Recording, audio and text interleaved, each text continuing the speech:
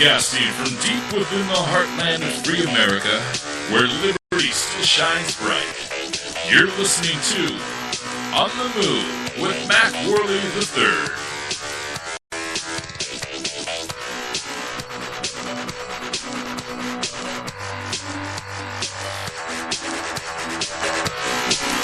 Hello, MacPack.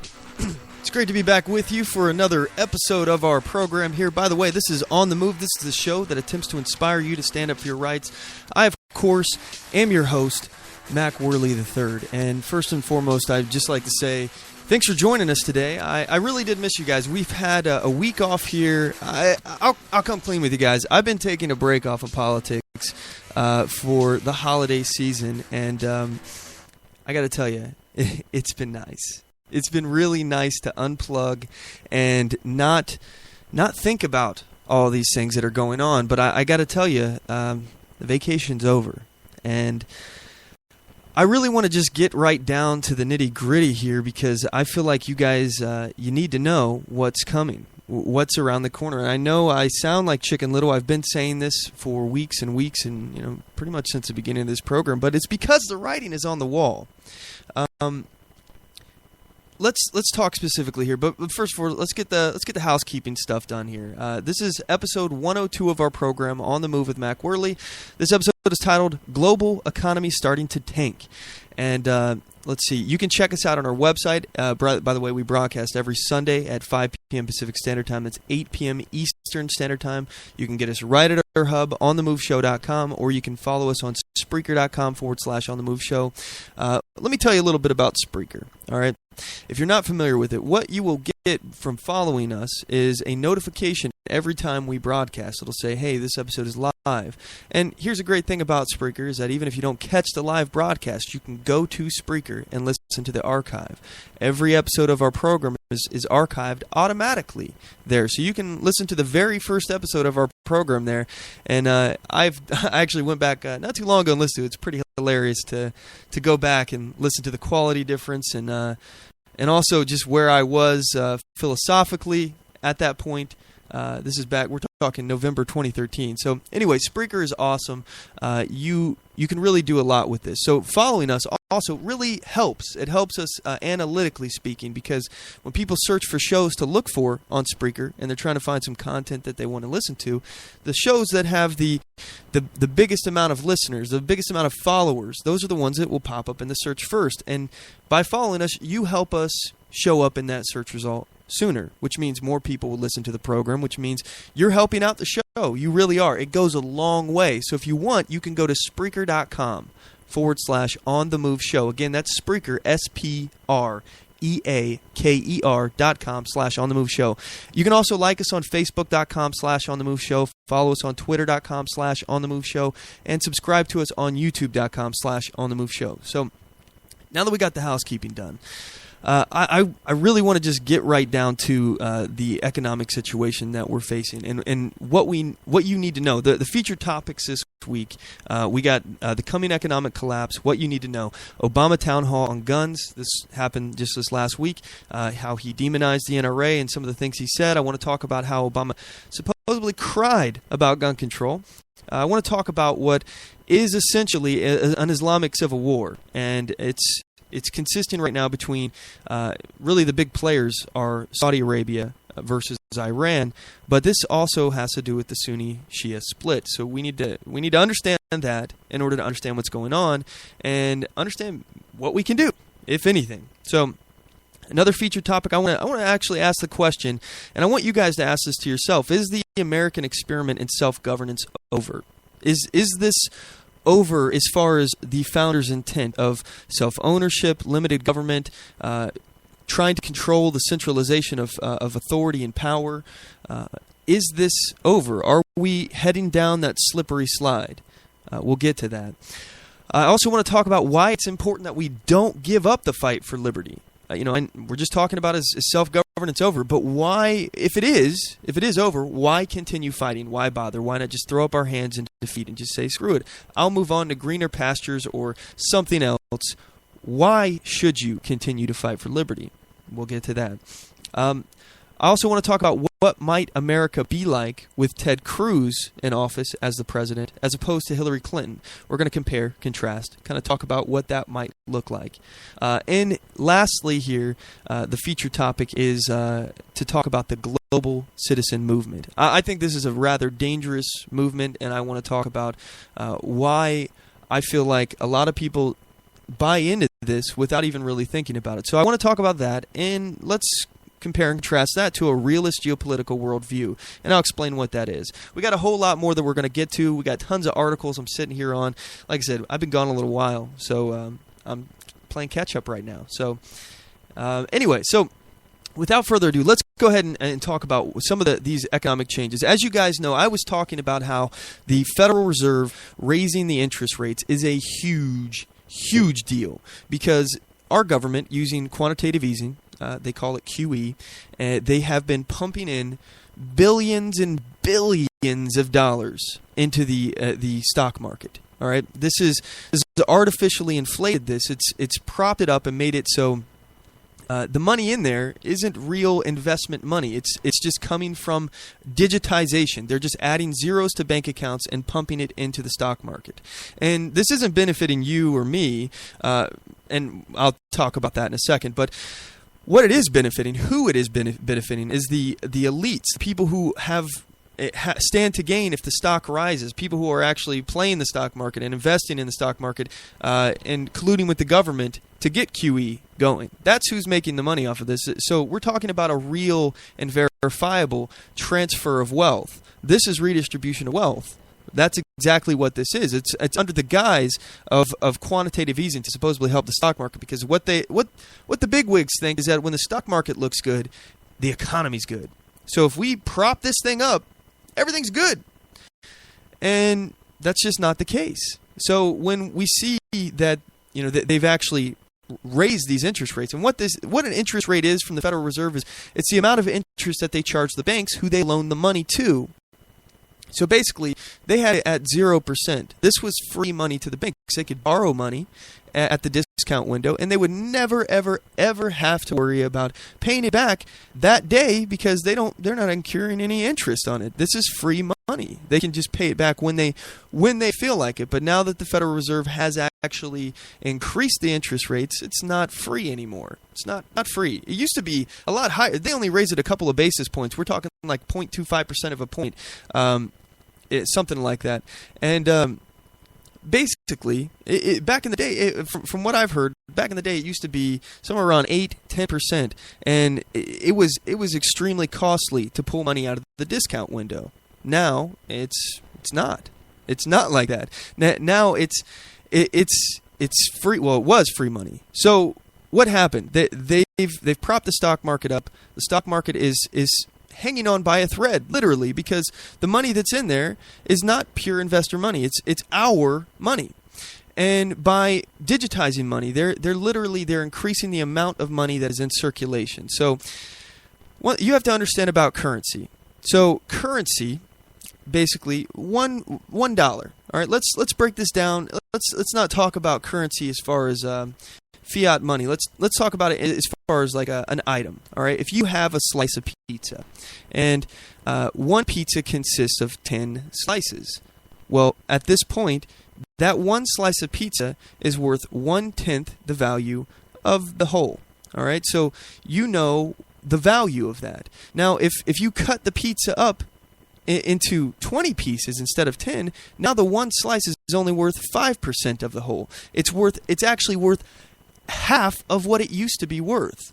And that's what they're doing when they digitize this money. They're actually making the money worth less than what it was before. It doesn't hurt the government, because the government can just digitize more money. You see what I mean? So by digitizing the money, by pumping this money into the stock market, they're making the stock market look like it's okay. All right, but what they're really doing, it's a secret tax. It's a hidden tax that you never elected anyone to do. We can't even, again, the Federal Reserve is neither federal nor does it have any reserves. I really doubt that it has any money, anything of value as far as assets. I'm of the opinion that we don't have any gold. left here in our government's hands. We owe far too much money to China, and we've been just on this easy money kick, and we're not actually investing in real assets anymore. We don't have anything in the way of assets as far as gold, in my opinion, anymore. So, but I digress. I'm going off into the weeds here. So them actually printing the money is actually taking money out of your bank account. By them. It's not really printing. They're just digitizing. They're just adding zeros to bank accounts and increasing the money supply that way. So in doing that, it's actually taxing you. It's making the money that you have in your savings, money that you maybe even have tucked underneath your mattress. They're taxing that money. That's the way for them to get some more out of you, because they can just keep pumping and pumping and pumping, and eventually, as the system goes, and we're on the downward slide here, gang.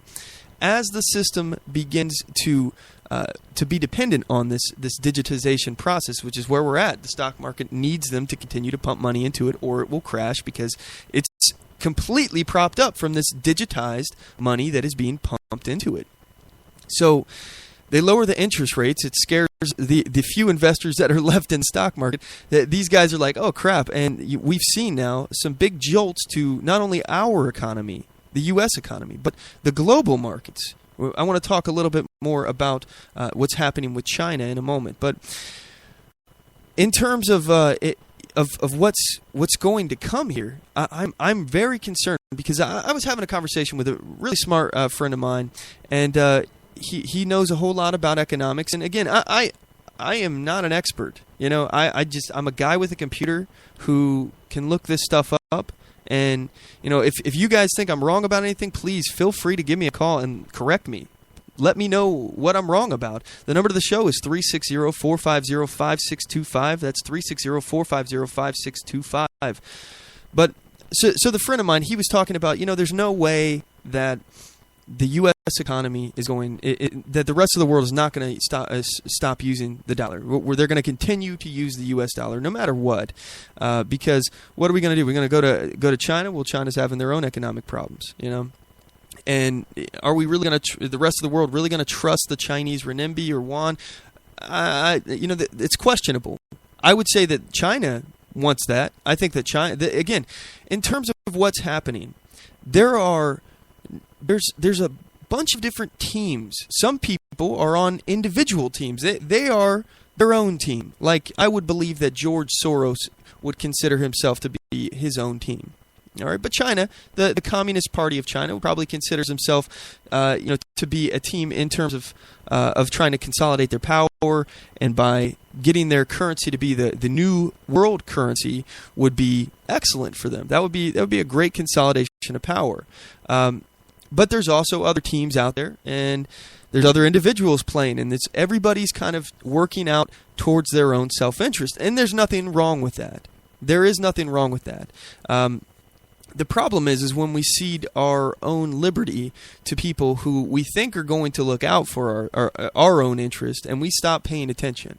That is where the problem lies, and that's pretty much where we're at right now. That's how we've gotten to where we are. But my friend, he was telling me, there's no way that the rest of the world is going to go to China or Russia. It's just not going to happen. And my argument to him is, I don't think that is what's going to happen. I don't think that we're going. I think that there's a groundwork being laid by China. There's a groundwork being laid by people who have interest to be the new world currency. But I don't think that's going to happen. I want you guys to think about history here regarding the economy, and as far as globalization, that there's been a push in recent years, and it's even more noticeable now that I am in college and I hear these Marxist professors and the very liberal teachings in college that just goes by as a matter of course, as a matter of fact. Now, I'm a fan of globalization, of economies and specialization. I think it's a good idea. Countries that are, I think this is a natural process, is what I'm saying. Again, it's all about self-interest. Countries that can produce a certain good or service more efficiently or cheaper than other countries, those countries are going to produce that. That's just a natural cause and effect. If they can do that better than everyone else, why wouldn't they? Why wouldn't they Why wouldn't they continue to produce that good or service in that way? So because they are able to beat the competition. You see what I mean? So China is able to produce things cheap right now because they don't really have any competition as far as with the United States, and we're limiting our own production, our ability to produce, and it's made it easier for them. So they're going to be producing things, and that's what they're doing. But as far as what I see happening, I'm concerned about a global economic collapse. We haven't seen the world where all of the economies are so interconnected. We've never seen a point in history where the economies were this dependent on each other, and where one falls, especially depending on the importance of that one economy, you can see it to begin to cascade and cause problems. Now, I want you to look at what's happening with our economy. We are on the brink.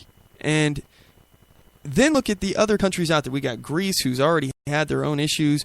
Russia is swinging in the wind, contingent on oil prices, which the Saudis have dropped. Saudi Arabia, by the way, they're having their own economic problems. And now China has had, I believe, 1 or 2 corrections now with their economy. So, to all those out there who think, there's no way that we would ever switch from the U.S., what happens if the U.S. goes down and it causes this collapse to cascade to everyone, and we have a global economic collapse? What then? Well, I think that it will ultimately lead us to and again, I know this sounds so conspiratorial, but it's the logical end. If the global economy collapses, people who are seeking to consolidate and centralize power are going to be looking at creating a global currency, not contingent on just one country, governed by a global government. Maybe it slips in through climate change agenda, where they're trying to, set up global governance through that, or it can go so many different ways. But I think this is all going to... Why would they purposely destroy the system is a question you have to ask. Why would they purposefully tank the U.S. economy? They own it. It's theirs. It's their Ponzi scheme. They control it. If they played smarter, they could have just hung on to this system forever. But people like George Soros say that the United States is the biggest stumbling block to a new world order. I mean, those are his words. So you knock out the United States. The economic collapse spreads. You create a new global government with a global currency, and now you've got even more control of the system than ever. You've got more people that you're in control of than ever. Anyway, that's just my point of view on this. I want to get back to this after this break, but we have a phone call we're going to take after the break. It's Curtis Hart. He's going to tell us about what he saw in Burns, Oregon, at the standoff with the people there who were fighting the federal government. And I'm really interested to have this conversation. So anyway, you guys aren't going to want to miss this. We will be right back after these messages. Don't go anywhere. Oath Keepers is a nonpartisan association of current active duty military, reserve, guard, veterans, peace officers, and firefighters who will fulfill the oath we swore, with the support of like-minded citizens who take an oath to stand with us, to support and defend the Constitution against all enemies, foreign and domestic. So help us God. Join us at oathkeepers.org.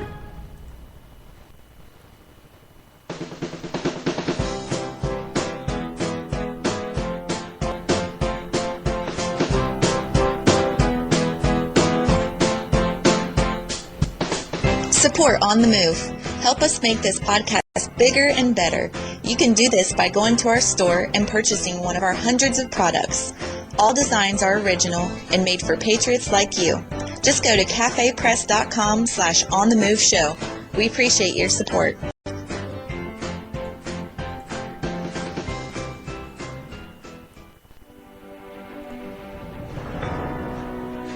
Hi, I'm Latasha Worley, and I work with candidates to creatively and effectively communicate their message to voters. I offer professional graphic design services, from yard signs to flyers, from logos to vehicle magnets. Email me today at latashaworley@gmail.com.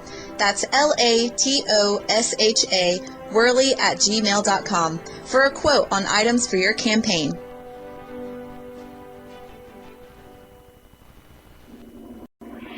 Broadcasting from deep within the heartland of free America, where liberty still shines bright.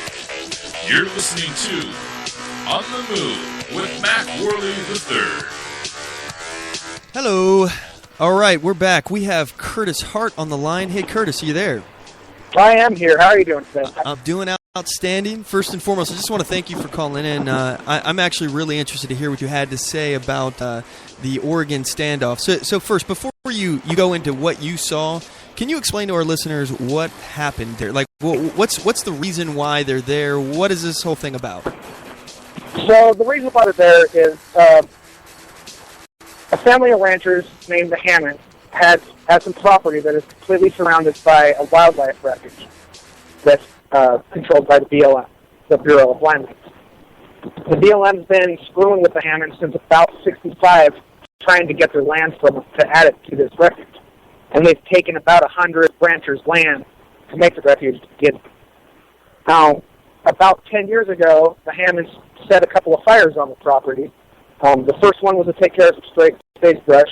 The second one was to light backfires to stop some lightning fires from getting onto burning the house. Well, BLM found out that they did this.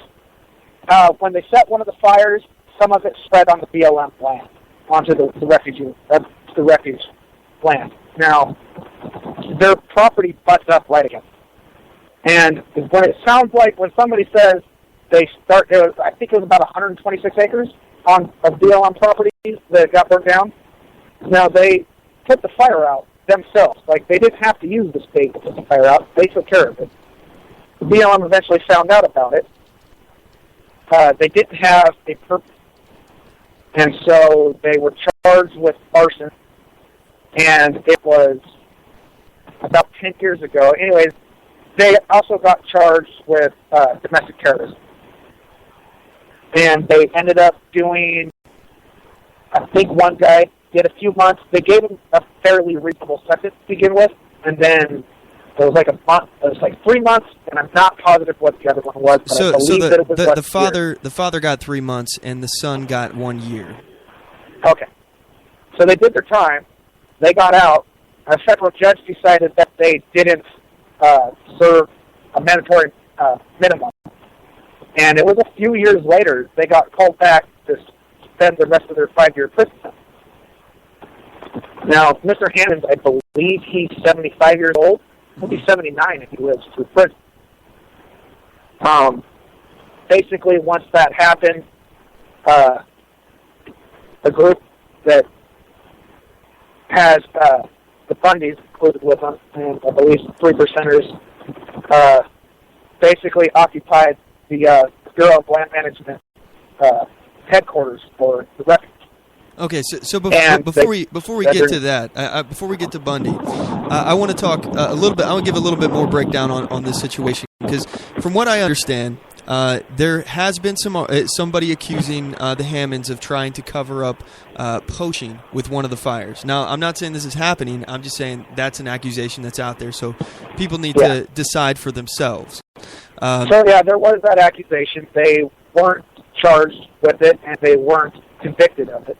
So and I mean, as far as the arson is concerned, poaching, it's not the king's deer in the first place. So there's that. As far as the arson is concerned, what we need to be clear on is why is like doing backburns, and for those of you who don't know anything about ranching, because I don't know anything about ranching, I had to look this stuff up. Backburning is basically where you set a controlled fire to prevent some kind of fire from getting out of control from a lightning strike or something along those lines. And there's been reports, and even the BLM has said that the Hammonds backburning this area and actually doing this has added to the value of the property itself. So what they did was not actually, destructive arson. They were actually doing what ranchers do to protect their investment of the property. And exactly.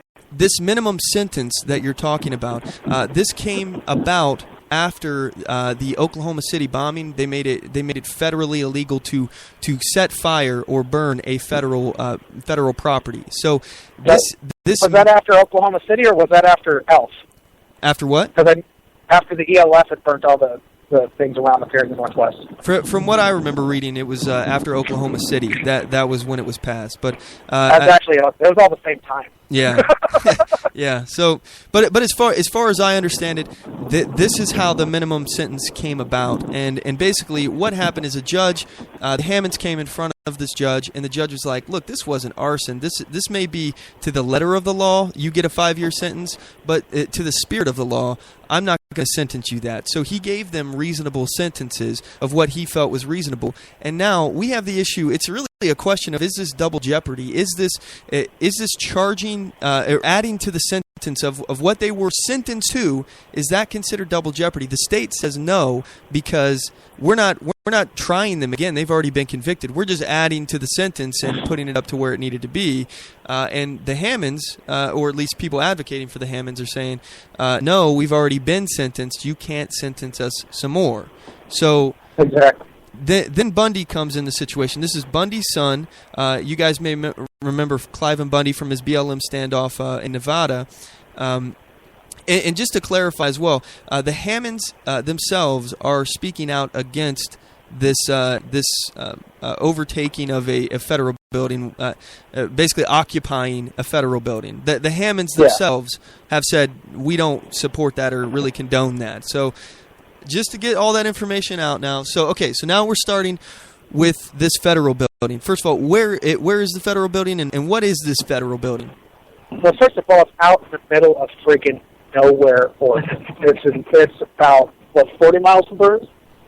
What? There's about 40 miles southwest of Burns, which is already out in the middle of nowhere. And, when you drive to the place and you see the vastness of this refuge, it really just makes you wonder, why? What is with this? Because it took me and Kilburn Coons here an hour of driving, just straight driving, to get through the entire refuge, because we drove down to the Hammonds Ranch to talk to her, to Mrs. Hammond.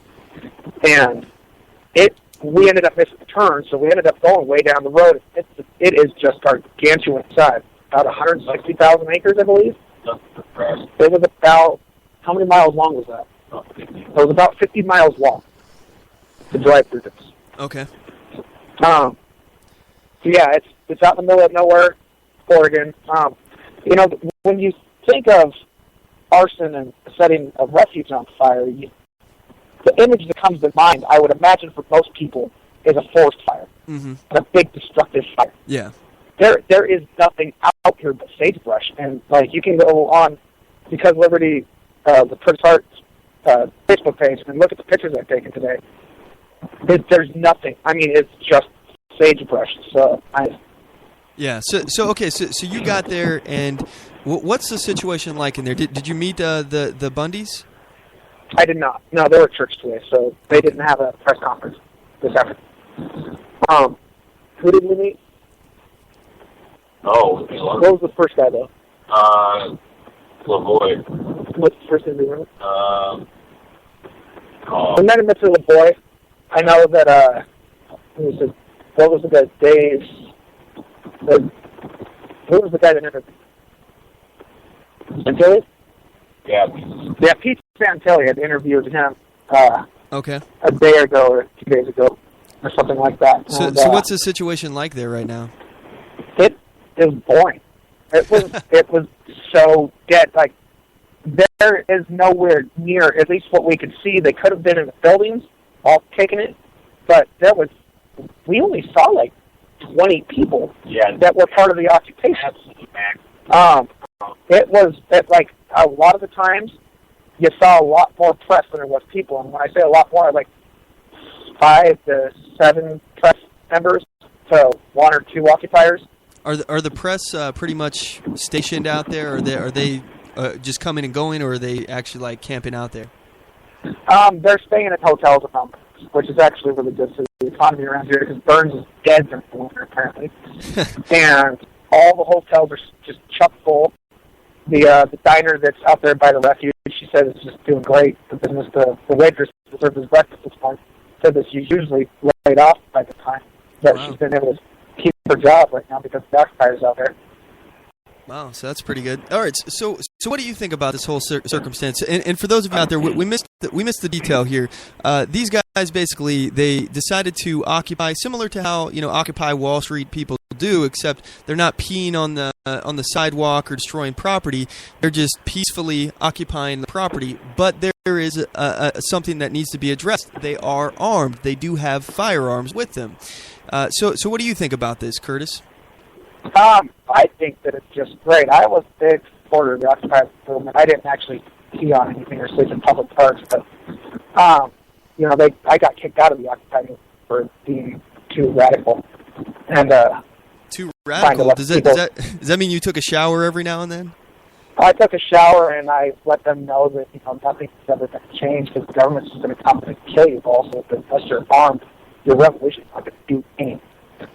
And I was pretty much told not to come back after that. Yeah, well, they don't like firearms. Okay, so I want to. So I think that this what they're doing is just absolutely great. And when the government's pushing people around for so long, and they don't give them any type of avenue to redress their grievances, at some point you got to stand up for yourself. I mean, it's just like when you're a little kid and a bully keeps on picking on you. Unless you do something about it, the bully's always going to pick on you. How do you think this is going to end?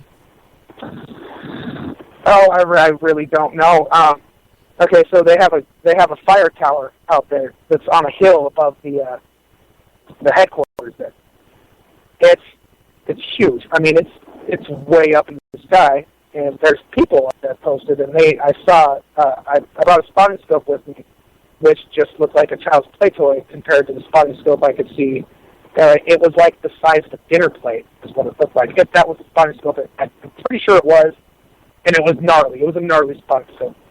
I mean, there's really no way for the feds to sneak up on them. It's just not going to happen because they're so high up. They have such the high ground advantage. And from that guard tower, you can see 360 degrees around for at least 5 miles in every direction. Yeah. There's no way for the feds to come in there. It looks like this sagebrush area. It's starting to. This is like across the Oregon mountains and stuff, and it's starting to get into like the plains area where it goes all the way to like Wyoming and Nebraska. Is that about right? Yeah. Okay. Yeah, that's what it looks like out here. It's just nothing but sagebrush. I mean, you might think, you're in Wyoming, Nebraska. Yeah, well, everybody looks like cowboys. That's what it looks like in these pictures. I'm looking at them right now. I spent some time in the military in Wyoming, and I spent a lot of time crawling through sagebrush and cactus, doing exercises out in the middle of nowhere. So it looks very familiar, and I know what you mean. Actually, I spent some time trying to hunt some antelope. And it's much different than anywhere else that you would go hunting because you can see them like 3 miles away, and you just walk there. Yeah, they can see you can see them, and then as soon as you get up to them, especially if they've been over-hunted for that season, they'll just boogie away, and you can see them running another 3 miles away, and you're just like, nothing you can do about it. So, but yeah, so I mean, I know what you mean as far as them being able to spot people and whatnot. But all right, so I want to, because I think you and I we have somewhat of a difference of opinion. And if you're willing to, I'd like to kind of hash this out. Would you be willing to talk about differences of opinion here? Yeah. Okay, cool. Absolutely. All right, so I want to clarify first and foremost. I support what they're doing as far as their right to do what they're doing. I think they have every right to do it, and I don't think that anybody should come in guns blazing to kick them out. Like we've been hearing. By the way, I used to like this guy, Montel Williams. I thought he was very pro-veteran, and I'm hearing him now say that these guys should be shot. Like that the federal government should come in there and do whatever necessary, including lethal force, to take these guys out. First of all, they're not threatening anyone with their firearms. No, they're not threatening a single person. Yeah. The place isn't closed to the public. Me and Kelly walked in there. Every member of the press that went up there, they got to go right in. I mean, there's a truck that blocks the entrance from other vehicles, and I'm not exactly positive if they're going to be letting, like, federal agents in willy-nilly. But as far as me and Kelly was concerned, we went right in. Mm-hmm. You just couldn't drive down. And the walk was only like 100, 200 yards. Yeah. So I mean, as far as what they're doing, we didn't see a single walk down. They're not actually like being destructive. They're not hurting anyone. They're not. This is federal property. So in essence, this is owned by the people. You'd agree with that, right? So absolutely, and they're actually fixing the place up. Yeah, so they're doing repairs on it. So there's no reason why they shouldn't. Point out at some point, some federal agent, or some worker with the federal government, decided to just leave the place unlocked. Really? Yeah, I mean, they got in, everything was unlocked. So nobody, are there no employees that work there at this place? Is it abandoned? No, they took it during the holiday, so it was closed for the holidays. Oh, okay. So when somebody showed up on Monday or something, they were like, "Hey, well, who are these people?" Yeah. Okay. All right. All right. So yeah, we didn't see a single long gun. We only saw holstered pistols. That was it, and I think we only saw like three. Yeah. 3 or 4, maybe 4. I know that I saw 2. Yeah, that was it. So as far as, like I said, as far as their right to be there and the right to do what they're doing, I think they have every right to do it. My issue here is as far as what you were saying. You said, there's only so many times that you can get pushed and pushed and pushed before you stand up and you fight back. Okay, so my question is, why this time? Why? In order to do what they're doing here, all right, I'm assuming they want to bring some kind of attention to this cause, all right, and they want to get the public on their side. But the issue is that with our mainstream media, the way that it's portrayed when armed people take a building, they demonize it. So they're going to get a lot of people that are against them, and I think this is going to end up probably not working out the way they intended. And I understand, them saying, well, we're willing to die for what's going on, because the ranchers, they've been getting a hard time from the federal government for a long time. The federal government is trying to squeeze out ranchers all across the country, and this is just illustrative of many, many issues that are happening all across the country. Yeah, I think, and this is just my personal opinion. Again, I don't have any problem with what they're doing. I just think it would have been more effective, and this is coming from me, guys, very, very pro Second Amendment guy.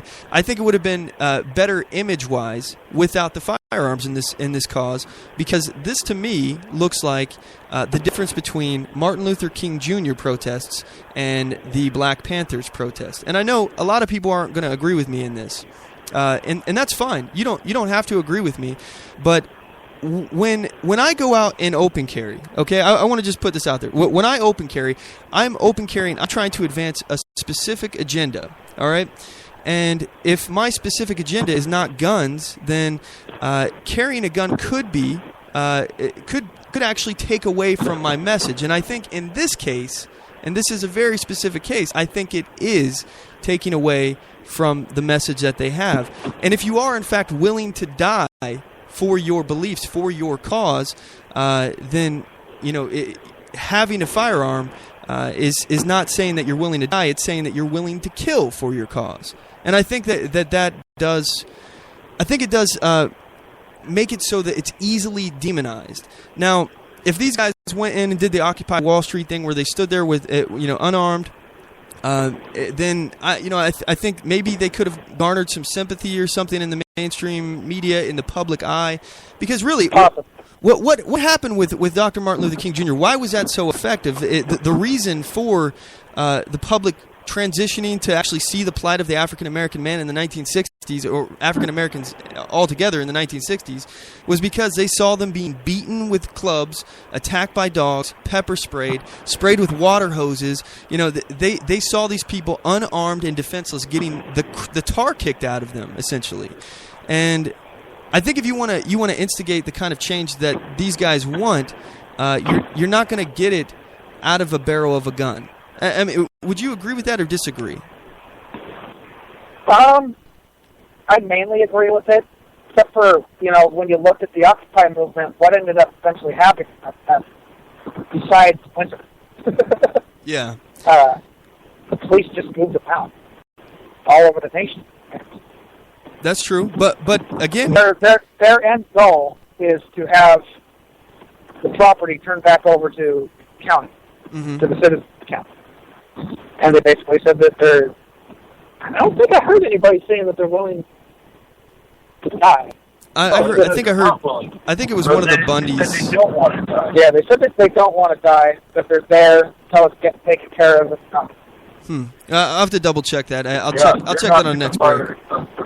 Well, I mean, somebody might have said that, but like they didn't say that to me when I was asked. I heard that somewhere throughout this week. I'm not sure who said it, but I'll double check. So, yeah. So I don't know, because the main goal for the mainstream media is to push this agenda by the banks and the government. And their first job, like Kelly was pointing out earlier, when you're going to war with somebody, is to dehumanize and demonize the enemy. And that's exactly what. I mean, these guys are they're rangers. I mean, I meant ranchers, and the welder, and a retired gentleman, a few veterans.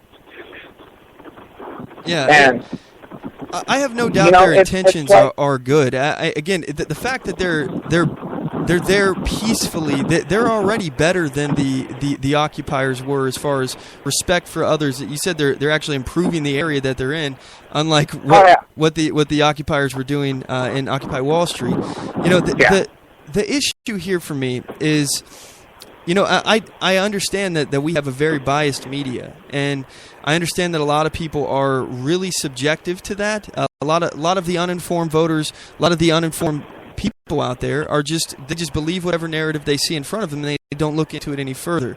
And again, I respect the people doing this. I just don't think that if you're gonna hole up with guns somewhere, for me, when I turn to holing up with guns somewhere, that's when I have no other choice. And I think in this circumstance, they do have a choice, and they did have a choice. And the very fact that the Hammonds don't support what they're doing, that should allude to the fact that this is probably not the way to do what you're doing right now. This isn't the fight. There'll be plenty, because as you said, we're getting pushed and pushed and pushed, and eventually you got to stand up to the bully. But in the next county over, apparently they're planning on making a national monument.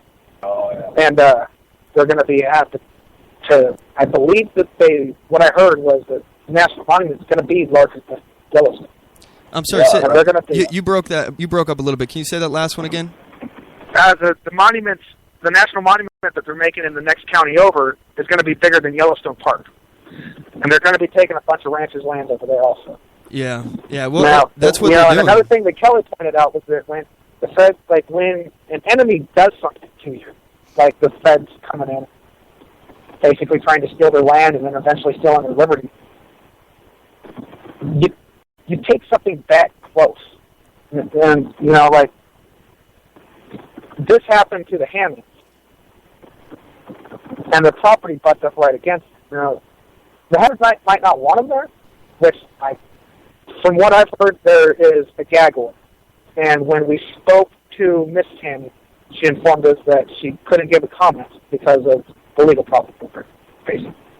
Mm-hmm. And when we asked her if we could view the burn area, she basically said that it's all online in the court transcripts. But I've heard from Representative Shia, and I've heard, Chris Bornstead heard from Representative Shia, but I heard from Representative Shia that there's been a gag order placed on public officials and the Hammonds over this. Mm-hmm. They said that if they talk to the media about it, it's going to be a lot worse for them. That's just completely unconstitutional. Because they can bring that once they go into that prison system, they can make it really bad for the Hammonds out there. They can stick them in a cell block where people might not want them because they're white and old, and they think they might be rich. Now, I've seen a lot of things on social media basically equating the fact that they're ranchers with them being rich, and they had an extremely modest house. I mean, I was expecting a big house, like a big ranch house.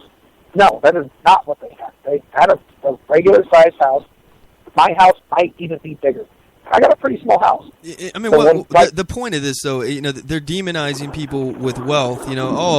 Let's pick out the rich people. These guys are already rich. They can afford to lose what their property. It's their property, or it's property that's been grazed on for ages. And And how are you going to just say that they can't use it?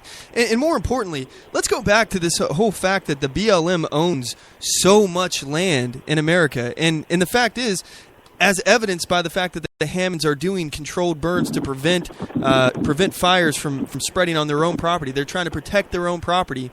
The BLM is notorious for letting their land fall to ruin and causing forest fires. The reason why we have so many forest fires nowadays is because the lightning strikes that are supposed to happen to naturally basically clear cut an area are not.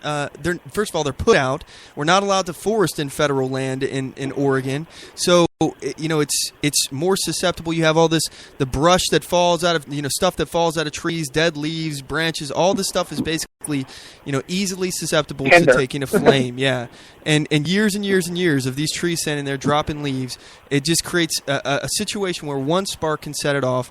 And it's because these lands are mismanaged by the government, who has no interest in operating it and running it efficiently, running it and protecting an investment, because to them it's not their land, it's the federal government's land. So it doesn't really matter. Whereas people like the Hammonds, they're trying to protect their investment, so they do things like controlled burns. But again, you wouldn't even have to do that if we could clear cut forest sections and replant and basically just keep the forest healthy. There are some real and verifiable benefits to clear cutting forests that the left just refuses to admit. They don't understand the fact that trees are a renewable resource. Yeah. It takes so long to grow. Yeah, well, I mean, if you do it in rotation, I mean, there are people who have a business in harvesting trees on property that they own, and they just rotate the trees. When they cut a section, they replant it, and then they move to the next section, and they cut that one down, and they replant it. And by the time they get back to the first section they cut down, it's already grown. So, I mean, there's systems for sustainable harvesting of trees, and you can actually, really, in a tree farm especially, you can pack in more trees in a tree farm than what nature would do. You can do it more efficiently. You can get more trees in a single area, and you can also have a higher diversity of the trees. You can control the biodiversity, actually selectively put what you want to grow, as opposed to what would naturally grow. And you can do a whole lot better than what nature would be able to do naturally. So there's a lot of things that go into this. And the fact is, if you look at the statistics, there's a lot more forest fires that are started in federal managed lands than are on private property. And it's just ridiculous that the federal government owns this much. And at the same time, they're trying to choke out the use of these ranchers, because the ranchers are grazing on the property or using the federal property, which is owned by the people. It's unbelievable. Exactly. So anyway, we're about ready to cut to a commercial break. Do you have any final thoughts, Curtis? The national news media is just absolutely lying about what's going on up there. The people up there were all extremely friendly. They're all extremely well spoken. They didn't any yokel. I actually met the gentleman. Oh, you're cutting out. You still there? Curtis? Hello? Curtis? Served 10 years in the Army as combat vet from Iraq. I believe it must have been the first Iraq war from the years he told me to serve.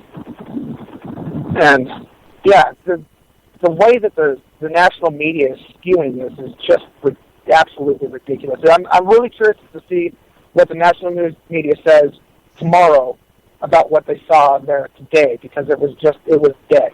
It was a dead day. Yeah.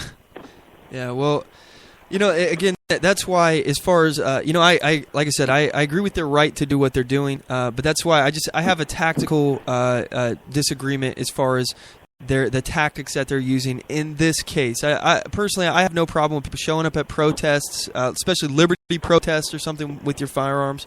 But if you're trying to do something that is you're basically trying to create awareness about a problem that you specifically face and get the rest of the country on your side to make a change for the positive for you.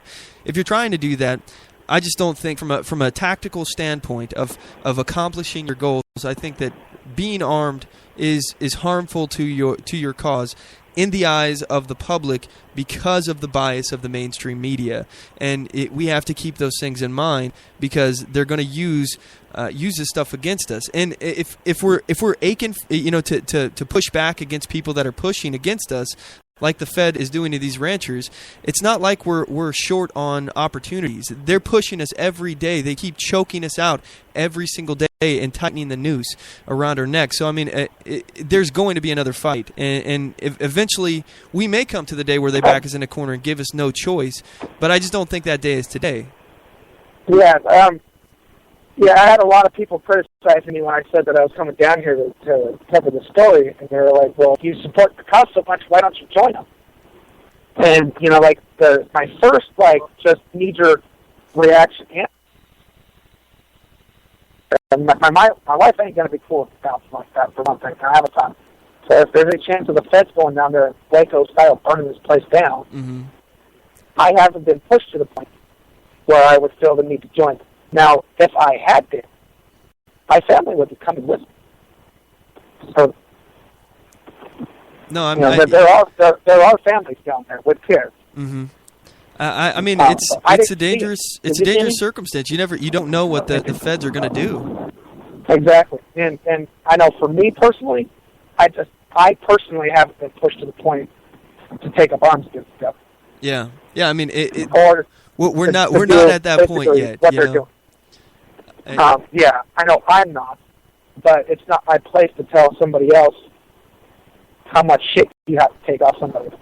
Yeah, no, I mean, I understand. It's one of those things, again, I think they have every right to do what they're doing. They are not in violation of their of their rights. They're not violating anyone else. In my opinion, they're completely following the non-aggression principle. They're on public property and they're armed, but they're not being aggressive with their firearms. They're completely within, as far as my mind, moral terms. And I support what they're doing. I just don't think that it's going to affect the kind of change that they want. And I think it's going to end up backlashing on them. And I don't really see the federal government giving up anyway. I mean, that's just not something that they're known for doing.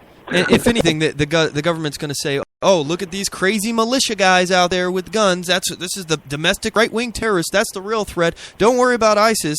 Worry about the guns in the hands of the law-abiding citizens. That's who you need to worry about because look what happened in Burns. They stormed a federal building and."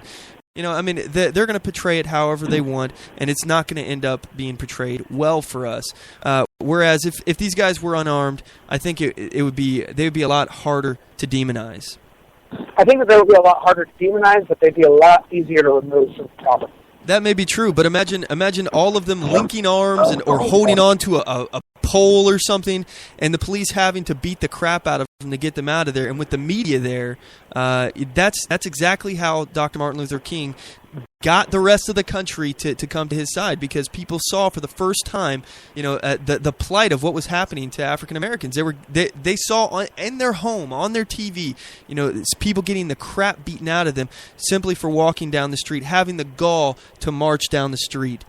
I mean, that is seriously that's how you get people to your side. And if you really are willing to die for what you're fighting for, then put your money where your mouth is. As far as I'm concerned, I'm willing to die for gun rights. I go out and open carry, and if somebody attacked me, like a police officer, a government official, I'm not going to fight back. I may be armed, but I won't fight back because I know even if I won, there's no way it will ever end well in my favor at all. So I will never ever show any sign of aggression. I will, I'm not going to comply with what they're saying, but I'm also not going to resist. I'll do inactive resistance where maybe I'm hanging on to something, not my gun, that's for sure, because they'll shoot me. But you get what I'm saying. That kind of stuff. It's all about civil disobedience, not about. I'm not trying to draw the line in the sand and say if you cross it, I'm going to shoot you. It's all about me asserting my rights and basically trying to create public awareness. And if I am really prepared to die for this, then I'm not gonna fire a shot. That firing a shot means that you're willing to kill for it, and I'm just not at that point.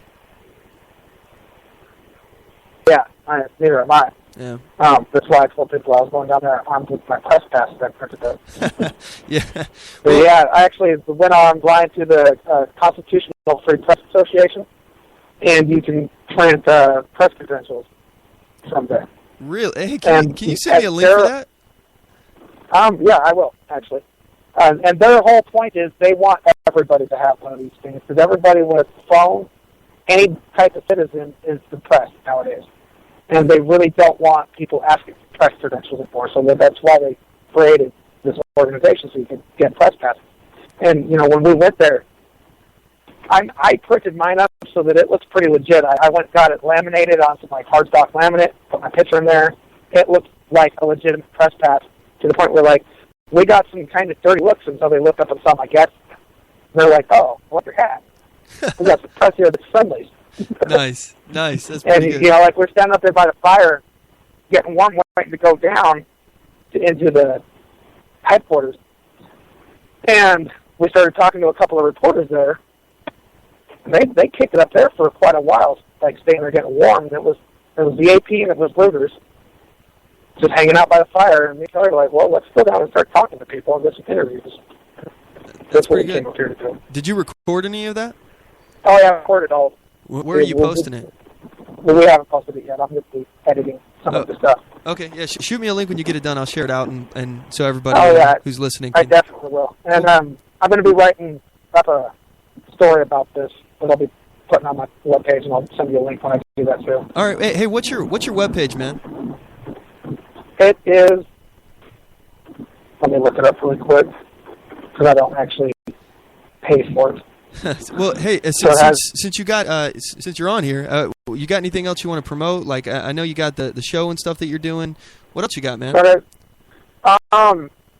So my webpage is abraxas573.wix.com/smallaxradio. And you can look up Small Axe Radio on the TuneIn Radio app. And I'm on Twitter and all the other social media networks. Roger that. I don't really have too much else going on right now. Do we have anything else going on back in Kelso currently? I don't think that there's anything current going on in Kelso right now that I'm upset about. Alrighty, man. Well, hey, man. First of all, thanks so much for giving us a call, and I think it's awesome you went out there and again, I support the movement, but just have disagreement in the way that they're going about it. But I wish them the best of luck. I hope they stay safe, and I hope this ends well. And thanks so much for calling us and letting us know what it was like out there. Yeah, I got an update too from last time I called about the comprehensive city plan. We got them to take the parks and parking lots out of that, so we want that. Yeah, didn't you already tell me about that? It took about a month and a half. I might have told you about that. But oh yeah, okay. That was the last time I remember calling you. Yeah, so to our listeners out there, he was actually fighting. It was basically like an eminent domain style land grab where they were trying to take land in Kelso, Washington, which is a small town, to essentially build parking lots and whatnot. Is that correct? Specifically parks and parking lots. Those were the words they used. And it was going to be for land that the city deemed undevelopable. And in the wording, it literally said, take land that is undevelopable and develop it into a park or parking lot. Yeah. Well, good job on that, man. That's the kind of stuff that we need more of. People fighting at the local level, because that's where you can actually really make a big change. It takes time. You have to keep going back and keep bugging them until they just give you what you want, basically, and let them know. I'll be back next week to talk about the same stuff. Yeah, exactly. That's how you do it. You bother them until they give you what you want, so you'll go away. But hey, we're coming up to a hard break, Curtis. Thanks again for giving us a call, man. I hope you have a good one. Yeah, you too. Have a good night. All right, you too. All right, guys, we're going to go ahead and cut to a commercial break. When we come back, we're going to start back into some of these featured topics. I want to talk about the global economic collapse, what you need to know about what's coming, and actually talk specifically about what's going on with the economy in China. I want to talk about Saudi Arabia as well, and why some of these things are happening. So anyway, you guys aren't going to want to miss this. Don't go anywhere. We'll be right back.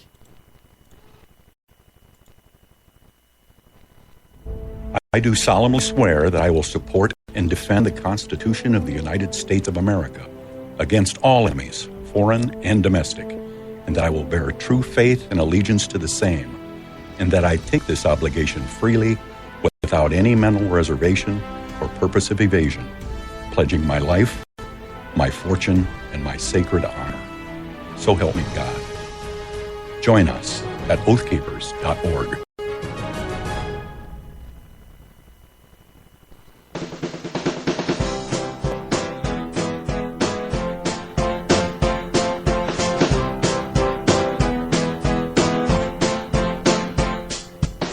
Support On The Move. Help us make this podcast bigger and better. You can do this by going to our store and purchasing one of our hundreds of products. All designs are original and made for patriots like you. Just go to cafepress.com/onthemoveshow. We appreciate your support.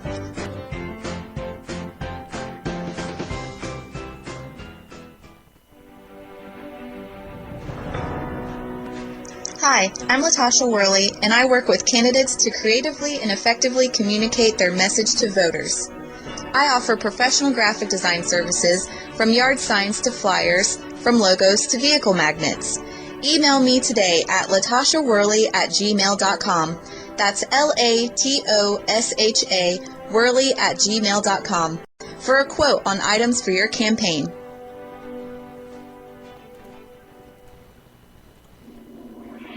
Broadcasting from deep within the heartland of free America, where liberty still shines bright. You're listening to On the Move with Mac Worley III. Ho there! We're back. All right, so we are into the second hour of the program. I just want to say thank you so much for sticking with us through the break, and we're going to move forward here to the featured topics. We covered some of the economic collapse that is on the horizon. We've got enough. We got our fair share of stuff. I talked specifically about some of the problems that's happening here in America, why this house of cards is going to come falling down. Again, the economy is teetering on the edge. The government has inflated the system completely. The stock market, the auto loan market, the housing market, all this is primed to fail. It's ready to fail. And the instigating factor, the part that gets the snowball starting to go down the hill, they've already pushed it up to the point of where it's at the top of the mountain, and it can only go down from here. That's the only place it can go. And they realize this, and it's a controlled collapse. I think they know that it's coming. They've done everything they can to protect the investors. That's why they did QE, gave plenty of time for these investors to leave the market. It's basically sounding the alarm to all the savvy investors to get the heck out of the U.S. stock market, and they're covering it up by pumping billions of dollars into it. So no one's the wiser that all these investors are leaving. And anyway, so that's what's happening here. All right, and like I said, the economies of the world are so interconnected, and most of them depend severely on the U.S. economy. So if the U.S. economy goes, it's going to cascade, and it's going to be bad. We're talking a global Great Depression, globally Great Depression, and why? Why would that? Why wouldn't just somebody else pick up the banner and we're good to go? Again, all these economies are linked together, and all these economies are having problems right now. China having some issues. Let's talk about what's going on in China. If I can find that article. Okay, so China had a correction. There was an issue basically that after the Federal Reserve raised the interest rates, the Chinese government, first of all, we lost several hundred points in the Dow, one of the biggest losses we've had in the last few months in the Dow, and that caused some ripple effects over to China. And here's the thing that this should sound the alarm for you. This is how you should know to worry: is that all of the economists economists, sorry. I always do that. Economists. All the economists that I'm hearing on, like CNN and whatnot, they're saying, "Oh, nothing to worry about. Everything's going to be fine. Don't worry about it. No big deal. We're going to bounce back, and it's all going to be good." That's when I tend to not believe them. So, first thing I'll just say, if you haven't done so already, you should probably pull your money out of the bank. If it won't hurt you, if you won't be detrimentally hurt to not have money in a bank account, then I wouldn't keep it there. I would pull that out, get it in cash, tuck it away. Just hang on to it. If it's not hurting you to do that, you should do that, because I wouldn't have anything in a bank account that you couldn't stand to lose. I really do believe that we're going to get to the point where you can't pull money out of the bank account. I've already heard some reports. There was a big banking executive somewhere. He was trying to pull $5,000 cash out of his bank account, and they stopped him. They said, no, you can't get this money out. He has a lot of money. He's got a lot of money, and he's only trying to pull out $5,000. So unbelievable at what they're doing. I think the banks know we're in a lot of trouble. Again, the government's not going to tell you that we're headed for a collapse. Keep that in mind. You're going to be the last person to know that the economy is collapsing. And I know I don't have the power to create a run on the bank. So that's why I'm telling you guys. There's not hundreds of thousands of you out there. There's not millions of you listening to the sound of my voice. You guys are just the Mac Pack.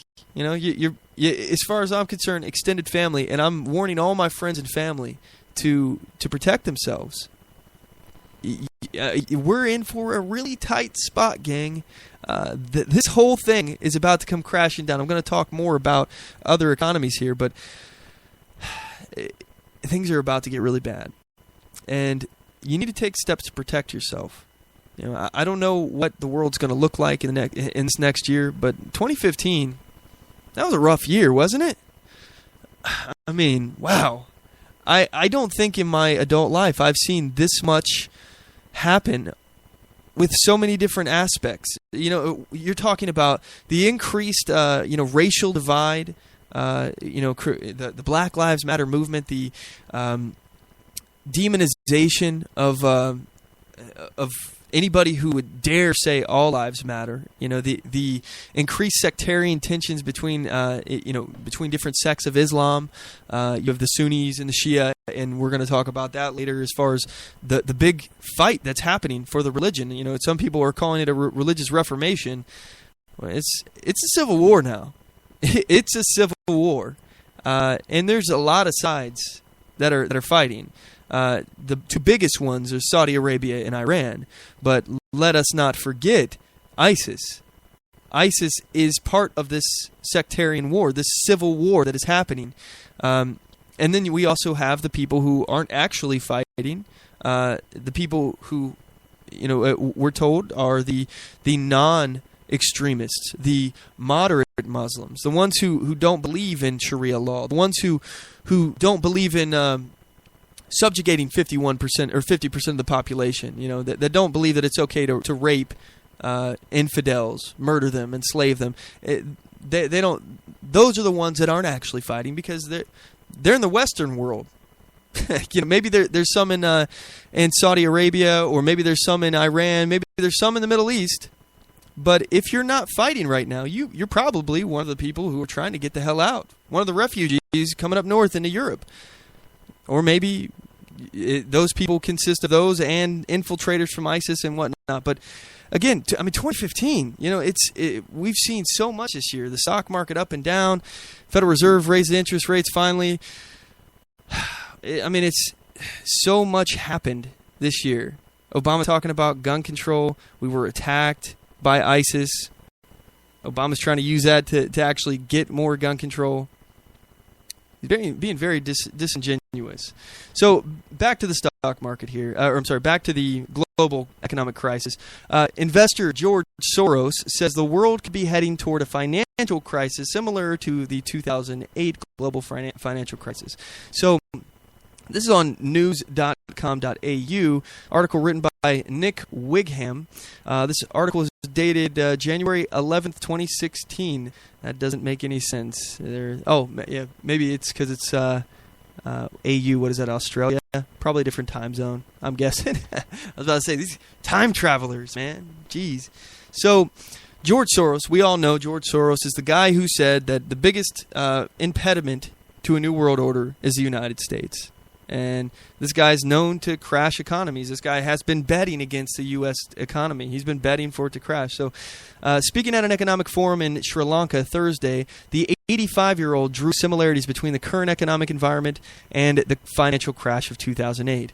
When I look at the financial markets, there is a serious challenge, which reminds me of the crisis we had in 2008, he said. Unfortunately, China has a major adjustment problem, and it has a lot of choices, and it can actually transfer to the rest. And it has a lot of choices, and it can actually transfer to the rest of the world its own problems by devaluing its currency, and that is what China is doing, Soros said, of the world's second largest economy. His speech came as the world markets tumbled and oil prices reached new lows after China suspended its stock market when shares fell more than 7% for the second time this week. We are facing a very serious transitional problem. Transitional problem. That's interesting that they use that word, transitional problem. Anyway, we'll come back to that. Transitional problem, which is quite recent, and it is, I would say, a situation that amounts to a crisis. And we are at the beginning of that, George Soros said. In the event which was attended by Sri Lanka President and Prime Minister Reno something or other, Soros said a weaker Chinese yuan was inflicting deflationary pressures on the rest of the world. I agree with Soros to the extent that China's economy is creating a ripple effect throughout the global economy, said Paul Mazzola. But I'm not as pessimistic as him to think it will cause another global financial crisis. So, George Soros, he's saying this, and I'm curious, transitional problem, what he means by that. Transitioning into what?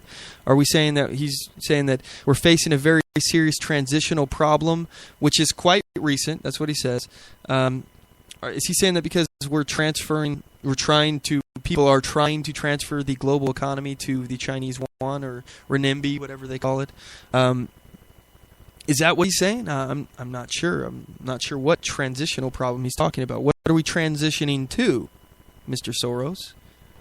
What's that about? So China, as you see, China's having their own problems. China's having some issues here. So now we were talking about how oil prices are at an all-time low. So let's talk about this. Saudi Arabia, of all the countries out there, Saudi Arabia is the most dependent on oil, I would argue. And basically everything, the way that the House of Saud stays in power is that most of the jobs that there are in the economy are government jobs, and you're basically getting a dole from your ruler. The king of Saudi Arabia, he's giving you a job and he's paying you, and it's basically shut up money to the people. Hey, don't challenge my authority, take this money and shut up. That's what the Democrats are doing, by the way. Democrats and the left, they like to use redistribution of wealth in the same manner. You're going to hear, if this whole house of cards doesn't fall, if I'm wrong about this whole thing coming down shortly, I don't think we got much time, gang. I don't think we got much time at all. But maybe I'm wrong. I'm terrible at predicting stuff. So I've been saying this for years. Seriously, I've been saying this for years, and it really is blowing me away at the dominoes that keep falling. And I'm like, wow, this may actually happen. This may actually happen. I just can't believe this may actually happen. That the whole house of cards might come falling down. And now it just seems more evident than ever. I mean, imagine back in 2008, if you thought the whole house of cards was going to come down in 2008, what are you thinking now?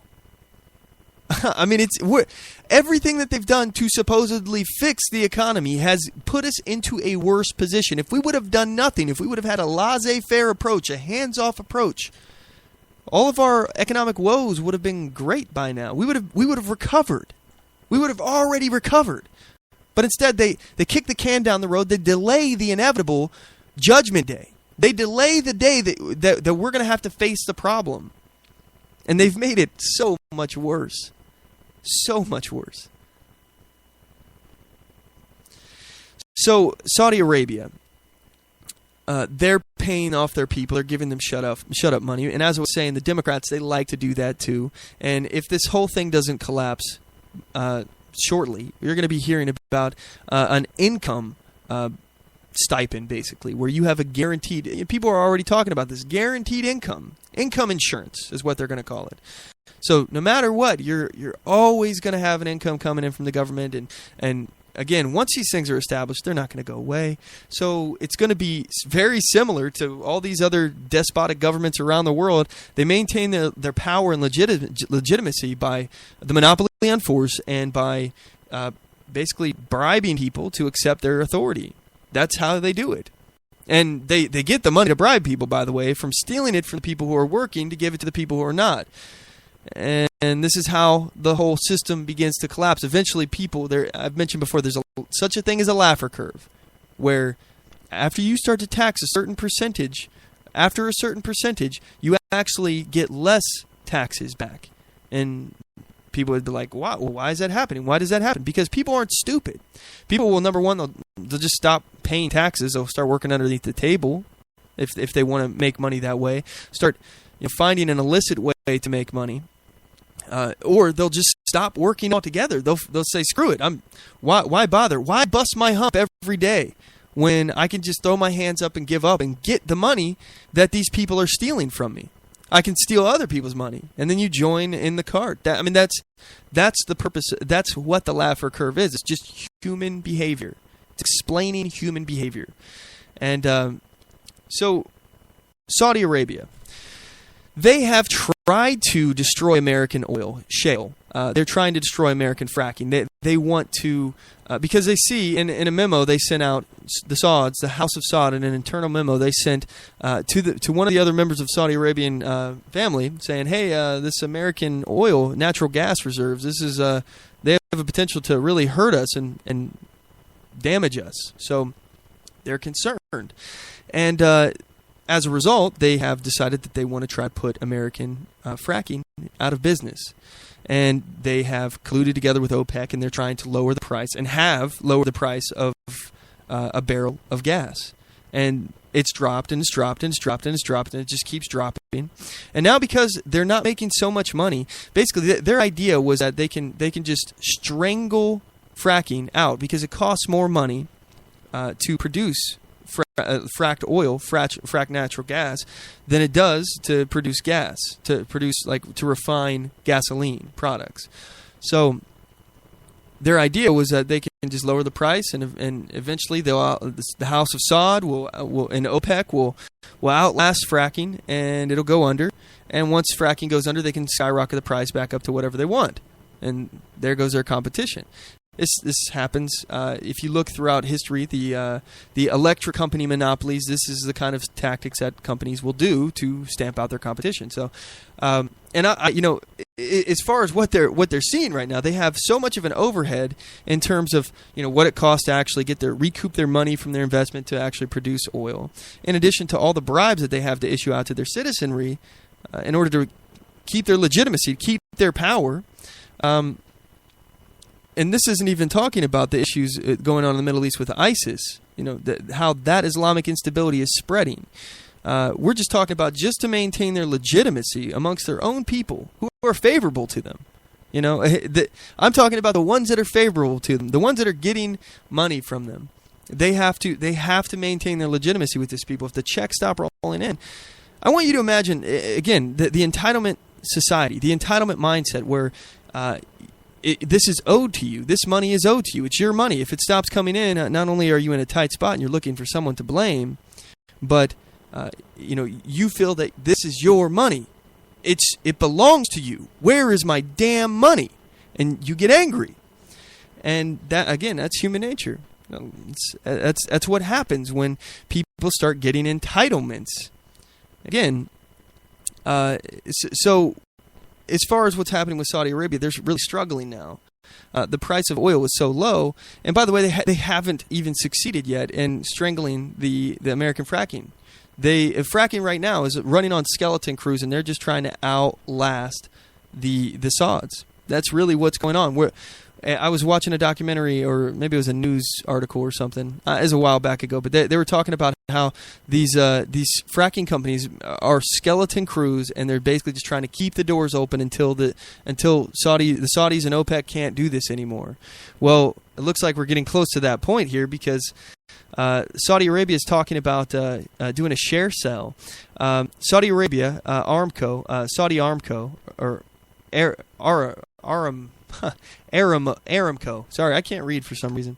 Saudi Aramco, the giant oil company owned by the Saudi Arabian state, has confirmed that it is considering a share sell. So they're considering selling some of the shares. So the move would make Aramco already the largest oil producer, the world's most valuable listed company. In an interview, the Economist Deputy Crown Prince Mohammed bin Salman had said a move was being reviewed. The company released a statement on Friday confirming it was looking at a number of options regarding a sale.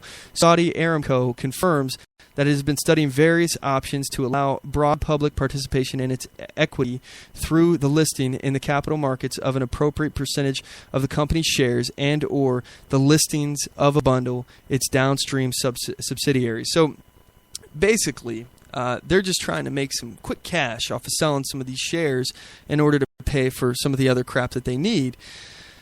I mean, it's pretty striking when Saudi Arabia is having problems. By the way, this is an article from BBC.com. It's written by, I don't know who. It doesn't have a name. I don't understand why they don't put their name on an article. Blows me away. Anyway, the article is titled Saudi Arabia's Aramco, whatever you call it, considering share sale, dated January 8th, 2016. So Saudi, China, they're having problems. And again, specifically with Saudi, I've told you, they're playing a dangerous game. Not only has the U.S. government funded, created, armed ISIS, trained ISIS in order to overthrow the Alawite regime, which is Shiite, of the Syrian president Bashar al-Assad. Okay, I know there's a lot of information there, but I'm trying to cover it all here. So the Saudis are also funding ISIS in order to overthrow the Assad regime, which again is an Alawite, which is a sect of Shia, and the Saudis are Sunnis. So you got the Sunnis versus the Saudis, the Sunnis versus the Shias. That is, you're going to see that consistently go. There may be discussion of other teams that there may be discussions of something along those lines where we got U.S.-backed rebels. The question is, are they Sunni or are they Shia? Because that is their ultimate allegiance. That's all they care about. That's their ultimate allegiance. Is they're either a Shia militia or they're a Sunni fighter. This is what we need to know, and it blows me away at how little the American people know about the differences. Because, and I can imagine from an American perspective, obviously being one myself, what's a big difference? You both Muslim? Yeah, okay. Well, what's it matter? What do I need to know about Sunni and Shia? What does that matter? Or as Hillary Clinton would say, what difference does it make? So I can get that, not knowing, but the media has failed, and maybe they've succeeded at what they're trying to do. Maybe they're trying to keep us in the dark, but they have failed at doing their job, which is to be a check and a balance. The media, the right of the press, that the purpose of this is a check and a balance against the government. And how do you do that? You inform the people about what the government is doing. And how do you inform the people? You also let them know who the government is attacking, who they're aligning with, who the players on the ground are. It's really simple if you break it down to Sunni Shia. You have to understand who are the Sunnis and who are the Shias. You have to understand what they believe. Essentially, they hate each other and they consider each other apostates. And in that regard, it's then you'll know who's not going to line up with who. Like, for example, the Iranians aren't going to line up with ISIS because Iranians are Shia and ISIS is Sunni, which is why the Saudis think that they can pay, or they can fund and arm ISIS. Problem is, ISIS doesn't believe in man-made law. ISIS believes in the literal interpretation of the Hadith and the Quran, which the only law that they recognize is the Sharia law. They believe that, again, this is the revealed word of God, and they don't believe in kings or other fiefdoms. All they believe in is Sharia law. It's their God's law.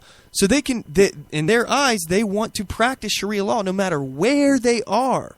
And if they're in Saudi Arabia, all right, again, Saudis are Sunnis, but ISIS is is also Sunni. So the Saudis think, hey, this is a natural ally. Great. We have a natural ally. We're both Sunni. So let's arm them, and they can attack the Shias, and we'll be good to go. And that's going to be all fine and dandy because they're looking short-sighted. They're like, okay, we got the enemy of Iran here, and we need to do something about them because these guys are really starting to get a grip on Iraq. Really, Iran and Iraq are cozied up now. From what I understand, there's a Shia majority in Iraq. So basically, it's a foothold for Iran, which is why Iran funneled money into the Iraqi war. This is why they funded the Shia militias to fight against U.S. forces in Iraq. So once you understand this, now understand that the legitimacy of Saudi Arabia's government, that it's already been in question. They've already had to quell their own people. There's been protests in the street and violence from the government on the protesters. So their legitimacy is already in question. Maybe there's some question also of whether or not these protesters were part of an ISIS group trying to overthrow the government or instill people that they need to overthrow the government. It's possible. But either way, it's one of those two options, essentially. Maybe a Shia-backed group in there. One of three options. So the point is that the Saudis already are having civil unrest. And now the fact that they're arming ISIS and helping ISIS grow and get bigger in Syria and Iraq, this is going to come back and bite them in the butt. They're already having the civil unrest. ISIS is getting bigger, and ISIS, though they may be Sunni, they are not an ally of Saudi Arabia. Yeah, they'll take their guns, they'll take their money, but they're not an ally. And the moment ISIS has an opportunity to take Saudi Arabia, they will.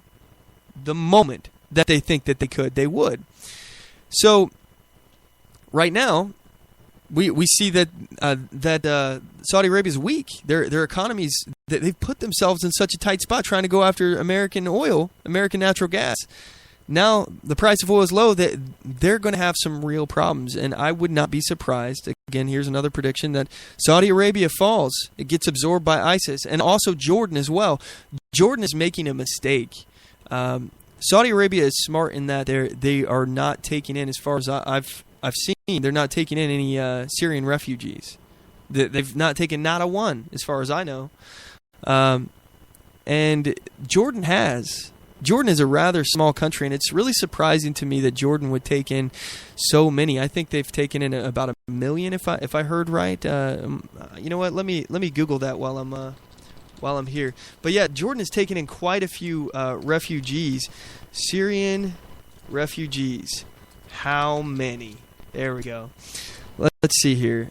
Jordan Syrian refugees. This is SyrianRefugees.eu. See if I can find anything on this. The United Nations has registered 619,000 refugees in Jordan, with over 80,000 registered in the refugee camp Za'atri. Anyway, so 619,000 refugees in Jordan. That is a very substantial Syrian population coming in. And again, these Syrian refugees, they're not going anywhere. They're going to stay because what are they going to go back to? What do they have to go back to? Most of their houses have been destroyed. There are no houses to go back to. So they're there. And who's to say that even if just 10% of that population was ISIS sympathizers or ISIS themselves, 619,000. That you're talking about 61,900 with 10% of them. 61,900 of the. I mean, let's assume that that's wrong here. Let's do this math here. Okay, so let's say just 1% of them is ISIS. Okay, just 1%. Let's see what that is.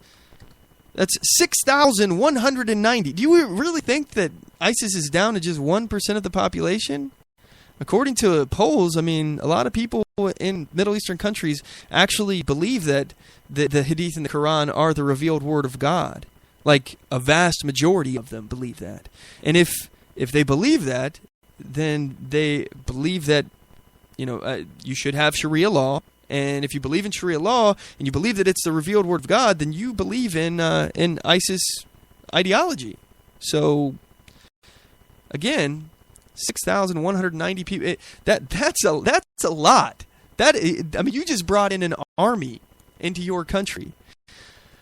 I just don't think it's going to go well for Jordan. I don't think it's going to go well for Saudi. Saudi Arabia is playing a dangerous game, and I think this whole thing's going to blow up in their face. I'm interested to hear what you guys have to say about it. Give me a call.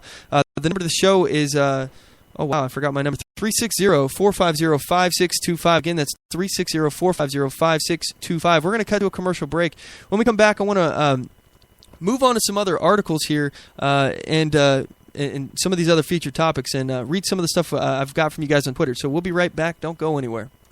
Oath Keepers is a nonpartisan association of current active duty military, reserve, guard, veterans, peace officers, and firefighters who will fulfill the oath we swore, with the support of like-minded citizens who take an oath to stand with us, to support and defend the Constitution against all enemies, foreign and domestic. So help us God. Join us at oathkeepers.org.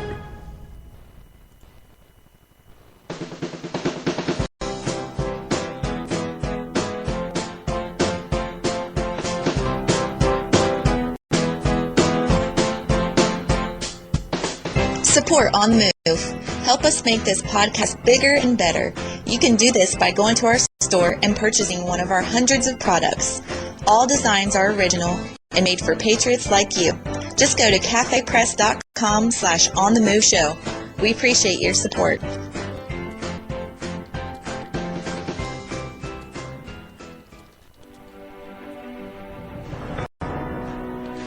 Hi, I'm Latasha Worley, and I work with candidates to creatively and effectively communicate their message to voters.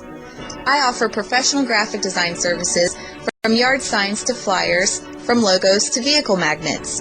Email me today at latashaworley@gmail.com. That's LATOSHA Worley@gmail.com for a quote on items for your campaign.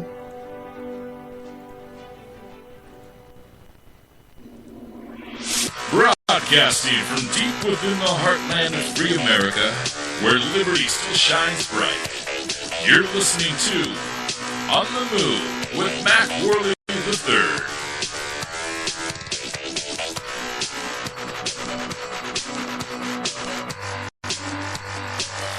And we're back.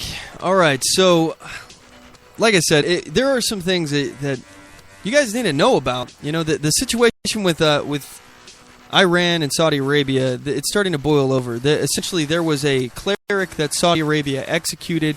He was a Shia cleric, and it created a lot of hostilities and tension between Saudi Arabia and Iran. I mean, we already know that they already hate each other. They considered each other apostates in their religion, and one of the reasons why they hate each other so much is this apostate classification, which they think that according to cleanse their religion, they have to destroy each other. That's not my words. That's their words.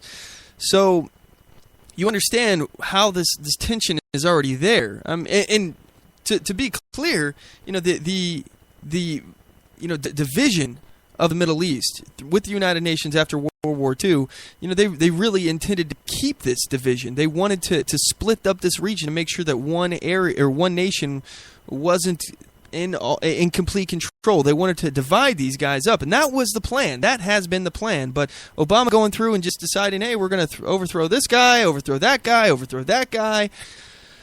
What do you think was going to happen? You know, I understand the idea that people don't want tyrants to be in power, but you know, people are responsible for themselves. You know, if you're unwilling to overthrow your own government to fight the oppression that's being put upon you, then we shouldn't help you because you're responsible for that. Again, people are willing, even as the Declaration of Independent states, you know, people are willing to suffer through a lot rather than try to change something, rather to fight the injustices. That they're willing to just suffer a long train of abuses. It's very unlikely that people will actually uprise and overthrow their government, rise up and overthrow their government. And historically, it hasn't worked out well. Historically, when that's happened, things went socialist, communism, or you know, even more despotic. Hasn't really worked out well.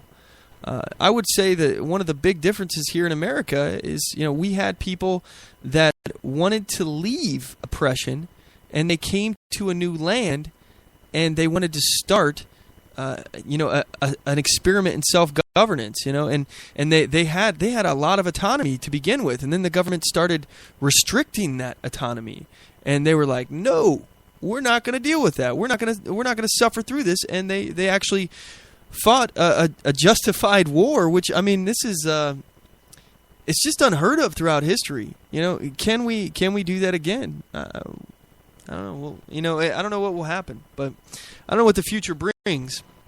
I have my thoughts on it. But as far as, like I said, with the economic collapse, guys, please take some precautions. Protect yourself. Get your money out of the bank. If you can take it out, if it won't hurt you, don't put yourself in a pinch because something I told you to do. All right, but pull your money out. At least what you can't stand to lose. If they put a lock on your bank account and said you can only pull out $400 a month, what are you going to do? It's happening in Greece, by the way. I told you guys about what was happening in Greece. People are now selling themselves into prostitution. We're talking about educated women. They're selling themselves into prostitution, and it's because of the market, the way the market is set up now. Market of prostitution, but it's a commodity, really. You're selling human flesh, so the market is controlled by the government. They actually have legalized prostitution in Greece. However, they don't allow married people to be prostitutes. So these married people now go to the black market, which already exists. It's already going to be there. If you have a legal way that's regulated, there's always going to be somebody on the fringe that won't be able to qualify. Maybe a drug user, and you have to get drug tested to do that, or maybe somebody who's got STDs or something like that, and they're not allowed to get into that. They'll be in the black market. Whoever's not allowed to do it legally will be in the black market, or maybe the black market's more profitable for some reason. Regardless, anytime there's a regulation around it, there will be a black market. And these married folks, again, some of these women are highly educated. And we're not talking about people who are addicted to drugs or something like that, going into prostitution to feed their habit. They're selling their body for money because they need to put food in their mouth. And because there's so many people doing this, the price for prostitutes have dropped. It's like $14 US dollars for a prostitute in Greece. So I'm just saying, if they've restricted your bank accounts to where you can only pull out a certain amount of money, how are you going to get by? How are you going to put food on your table? Prep. You have to prepare. The old saying, failing to prepare is preparing to fail. So you really need to take some steps right now. The red lights are flashing. I could be wrong, but if you store food, if you get a Mylar bag, put some bulk rice in it, throw it in a food grade bucket, seal that bag up, the Mylar bag sealed up. You can do that with like a flat iron. You can just any kind of heat source will melt that together, seal it up, make it airtight, squeeze out all the air out of that. You can take a straw and suck out the remainder of the air in the bag, and then seal the rest of the bag up all the way, tuck it in a bucket, put it away. You can store 25 pounds of food in one of these buckets, no problem. A 5-gallon food grade bucket, no problem. And I was doing some research on this. These buckets, it's like 25 to 30 days or so worth of food. So get rice, white rice, stores for a really long time. You're talking 25-year shelf life if it's in this condition. If it's sealed up like that, you can keep this stuff for 25 years. So it's not a waste of money. It's an investment. You never know when things are going to get lean, and you've got that preparedness thing. You've got it all. You've got it locked. You're good. You're good for a while. Now you don't want to just live just on rice. Come up with other stuff. Lentils. That's a great thing too. It's got some protein in it. It's something different. And have other staples. Have some stuff put away. Food, water. Have a way to filter water. Here's some info for you out there. You can actually filter out the particles. This won't filter out viruses, but it'll get out bacteria. So you'll still have to boil it when you're done with it, but this will get out the larger parts, because viruses are smaller than bacteria is, apparently. And Anyway, you can actually layer charcoal and sand, put in some container, poke holes at the bottom, layer charcoal and sand, charcoal, sand, charcoal, sand, like crushed up charcoal, real fine grain, like almost like the grain of sand.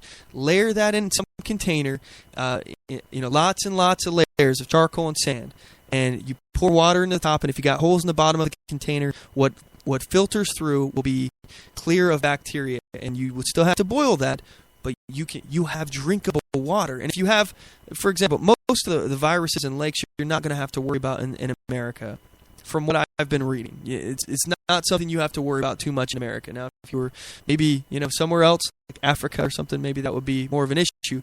It's still something that you need to be concerned about in America, just not as prevalent. So boil the water. There you go. You got your water on lock. Keep that in your mental Rolodex of information that you may need, and pull your money out of the bank if you can. I'm back to this. Pull your money out, because I just don't want you guys to get screwed over. Maybe invest in gold and silver, but do something. Do something. Protect yourself. You need to protect yourself. The alarm bells are going off, and the government is not going to warn you. They're going to tell you up to the last minute that everything's fine, everything's going to be fine, you're not going to need to worry about it, but that's just not the case. This system is unsustainable, and it's going to collapse. But that's enough about that. All right, I know I've beat that drum. We're an hour and 41 minutes into the program, and all I've talked about is the economic collapse in our feature topic. So let's move on. Let's go to the Obama town hall on guns, where he was demonizing the NRA and basically just gun owners. This is a laughable attempt to basically say, "Oh, look, I'm totally willing to talk to you guys about guns and gun control. Look, I'm not a bad guy. I'm hip. I'm jiggy, right? Durka, durka, durka, durka, durka, durka, durka, durka."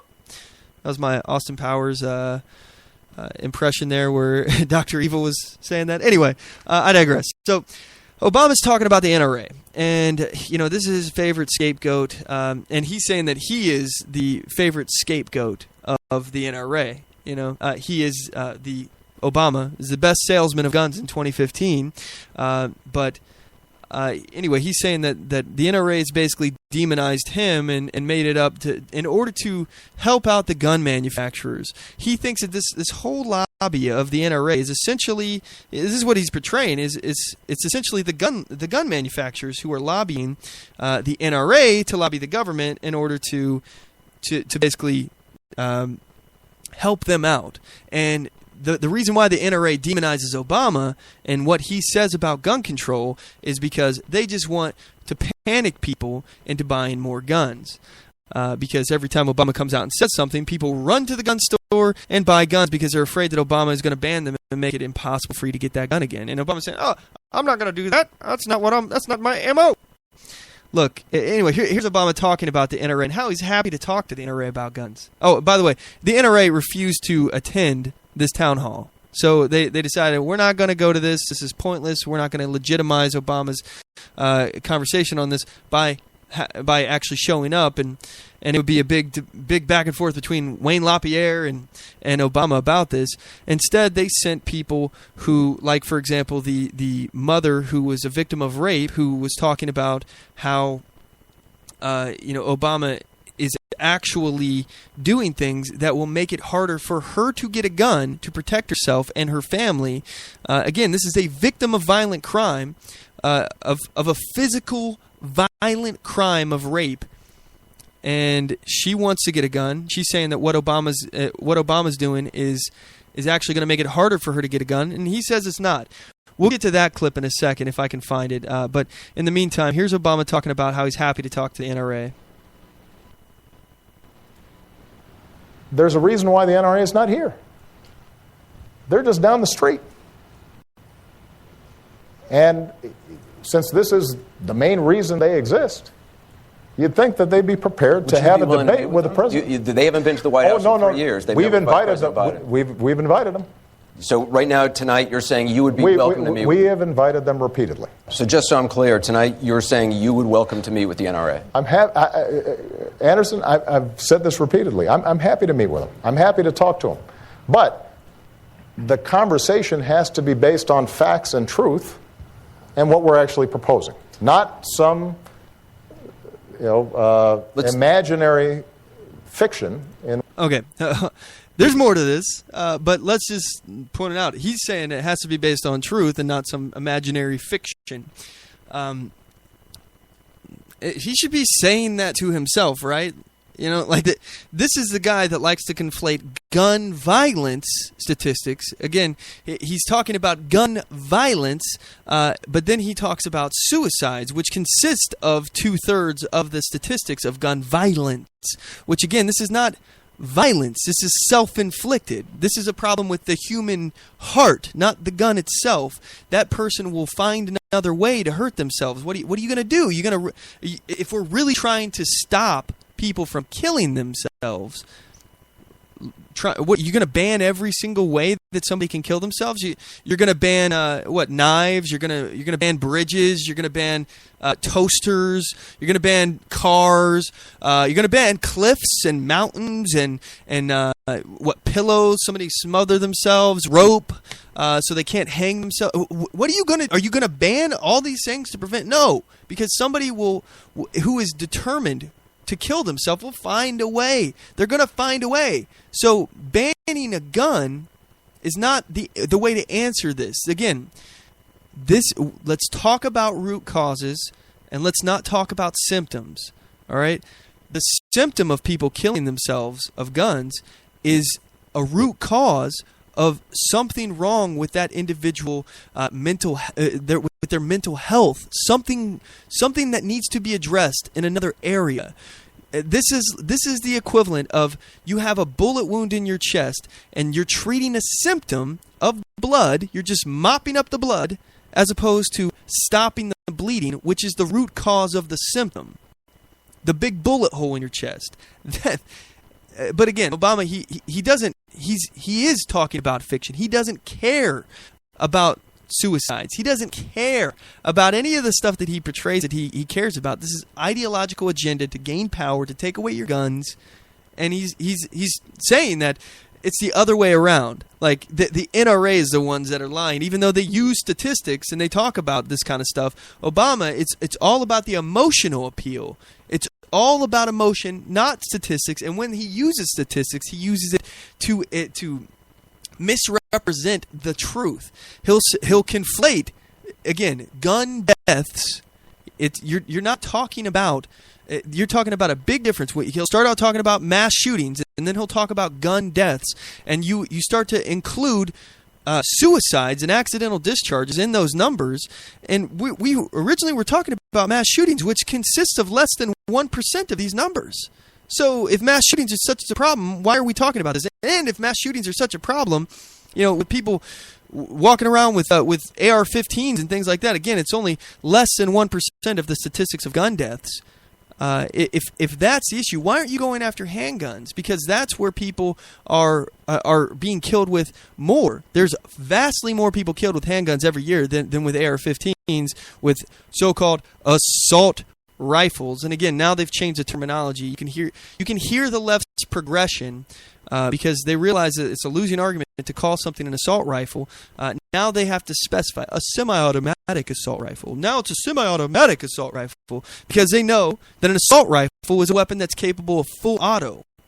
And we had crazy people like Whoopi Goldberg. You know what? I'll play that clip for you guys here. We'll talk about the Whoopi Goldberg talking about automatic weapons. Which Obama's trying to take away your guns. Well, the reason, by the way, that the gun sales spike, not just before I propose something, every time there's a mass shooting, gun sales spike. And part of the reason is that the NRA is convinced, many of its members, that somebody's going to come grab your guns, which is, by the way, really profitable for the gun manufacturers. It's a great advertising mechanism, but it's not necessary. There's enough of a market out there for people who want protection, who are sportsmen, who want to go hunting with their kids. I hate this argument. This is so annoying. The left continues to claim, and they interject this in the conversation every time they talk about the Second Amendment. They mention hunting, sporting. Second Amendment's not about hunting. I'm sorry, it's just not. Second Amendment is about being able to overthrow an oppressive government with arms. That's what it's for. It is a hedge against tyranny. It is your right of self-defense. He had it right in the first sentence as far as people who want to defend themselves, but he's conflating that what the NRA does is scaremonger people into buying more guns and supporting the cause because Obama is going after their guns. You know, the left, they keep telling us over and over and over again, we're not after your guns. Look, you crazy clingers, you're just clinging to your guns in your Bible. We're not going to come after your guns. Your guns are safe. You don't have anything to worry about from us because, look, we're not even interested in taking all of your guns. All right, you can have them. All right, you stupid Americans. All right, you stupid conservatives. You stupid Republicans. You stupid members of the NRA. Look. Quit being so bitter and just relax. But then Dianne Feinstein says stuff like this. If I could have gotten 51 votes in the Senate of the United States for an outright ban, picking up every one of them, Mr. and Mrs. America, turn them all in, I would have done it. Yeah, nobody's after your guns, right? No one. And the fact is, the stuff that Obama is doing is actually coming after your guns. You know, let me jump around here to another topic here. If I can find this story real quick, this link. Hillary Clinton talking about the difference between, with Chris Matthews here, the difference between a Democrat and a progressive, or a Democrat and a socialist. Let me see if I can find this article here. Here we go. Hillary can't explain the difference between a Democrat and a socialist.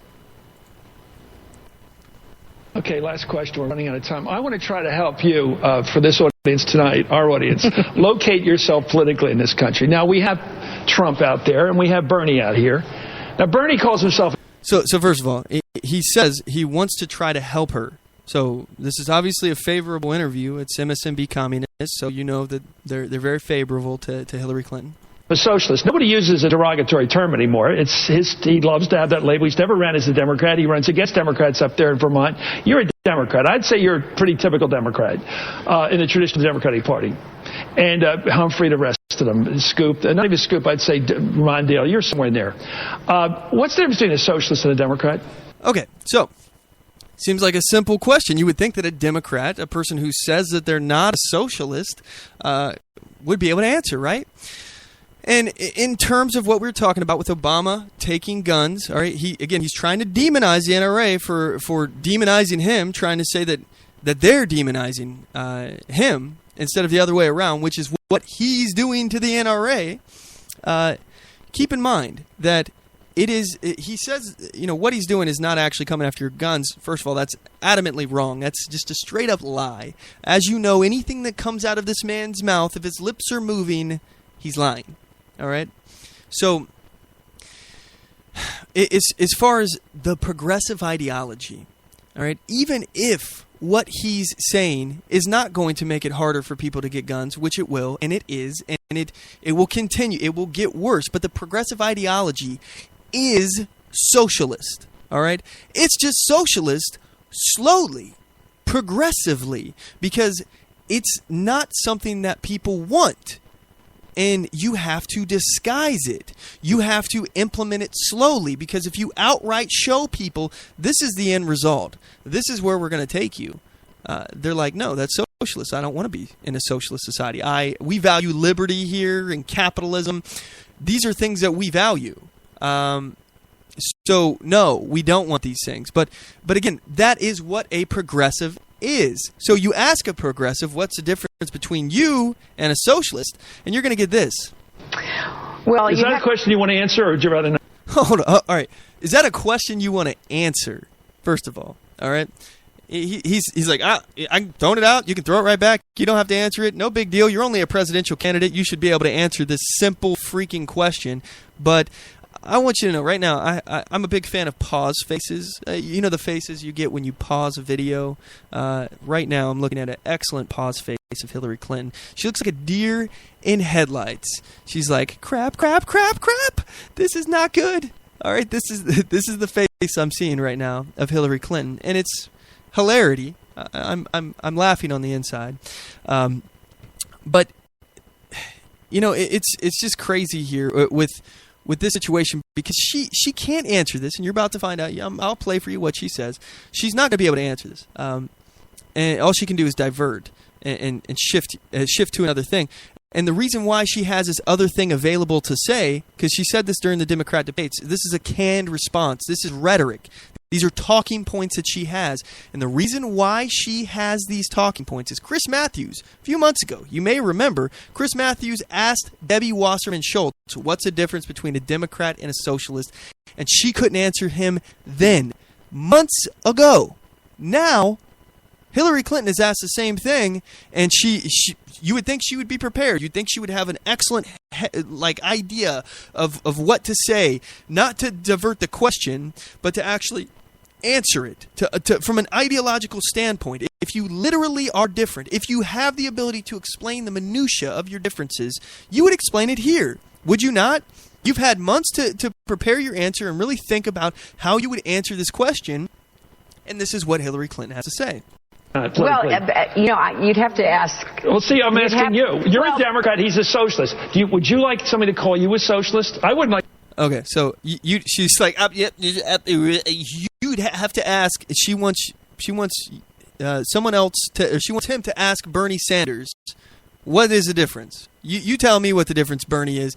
She's trying to divert. Again, this is a very common political, and I mean politician move. She's trying to divert. Don't ask me that question. Why don't you ask this person that question? All right? That's a very common tactic. If you get a question, anytime you get a question that you don't want to answer as a public figure, you just say, well, I'll tell you what, I'll answer that question when that person answers this question. You know, that's. I think Ted Cruz did that, or maybe it was Rand Paul did that to Debbie Wasserman Schultz about abortion after the, I don't know how many trimesters, I don't know, 15th trimester. I don't know. Anyway, so here's the rest of her answer. Somebody call me a socialist. But I'm not one. Okay, what's the difference between a socialist and a Democrat? Last question. I can tell you what I am. I am a progressive Democrat. I'm a progressive Democrat. How's that different than a socialist? Who likes to get things done and who believes that we are better off in this country when we're trying to solve problems together, getting people to work together. There will always be strong feelings, and I respect that from, the far right, the far left, libertarians, but whoever it might be. We need to get people working together. We got to get the economy fixed. We've got to get all of our problems, really tackled. And that's what I think the difference is. And Debbie Watts. Okay, so that was her answer, and I want you to hear. I mean, this is a canned answer. If you watch the CNN debate, Hillary Clinton, this is her saying, "I'm a progressive who likes to get things done." She's used this line before. That's how you know it's a canned answer. Here she goes. This is the CNN debate. Plenty of politicians evolve on issues, but even some Democrats believe you change your positions based on political expediency. You were against same-sex marriage, now you're for it. You defended President Obama's immigration policies, now you say they're too harsh. You supported his trade deal dozens of times. You even called it the gold standard. Now, suddenly last week, you're against it. Will you say anything to get elected? Well, actually, I have been very consistent over the course of my entire life. I have always fought for the same values and principles, but like most human beings, including those of us who run for office, I do absorb new information. I do look at what's happening in the world. Take the trade deal. I did say when I was Secretary of State 3 years ago that I hoped it would be the gold standard. It was just finally negotiated last week. And in looking at it, it didn't meet my standards for more new good jobs for Americans, for raising wages for Americans. And I want to make sure that I can look into the eyes of any middle-class American and say, this will help raise your wages, and I concluded I could not. Secretary Clinton, though, with all due respect, the question is really about political expediency. Just in July in New Hampshire, you told the crowd you, quote, take a backseat to no one when it comes to progressive values. Last month in Ohio, you said you plead guilty to, quote, being kind of moderate and center. Do you change your political identity based on who you're talking to? No, I think that, Here it comes, guys. Most people that I know, I have a range of views, but they are rooted in my values and my experience. And I don't take a backseat to anyone when it comes to progressive experience and progressive commitment. So, again, she won't won't tell you what a progressive value is. She hasn't said the part I'm talking about, but during this whole thing, this is all rhetoric. What are your values? What are they? Tell me what you stand for. And it's all rhetoric. Here, she continues.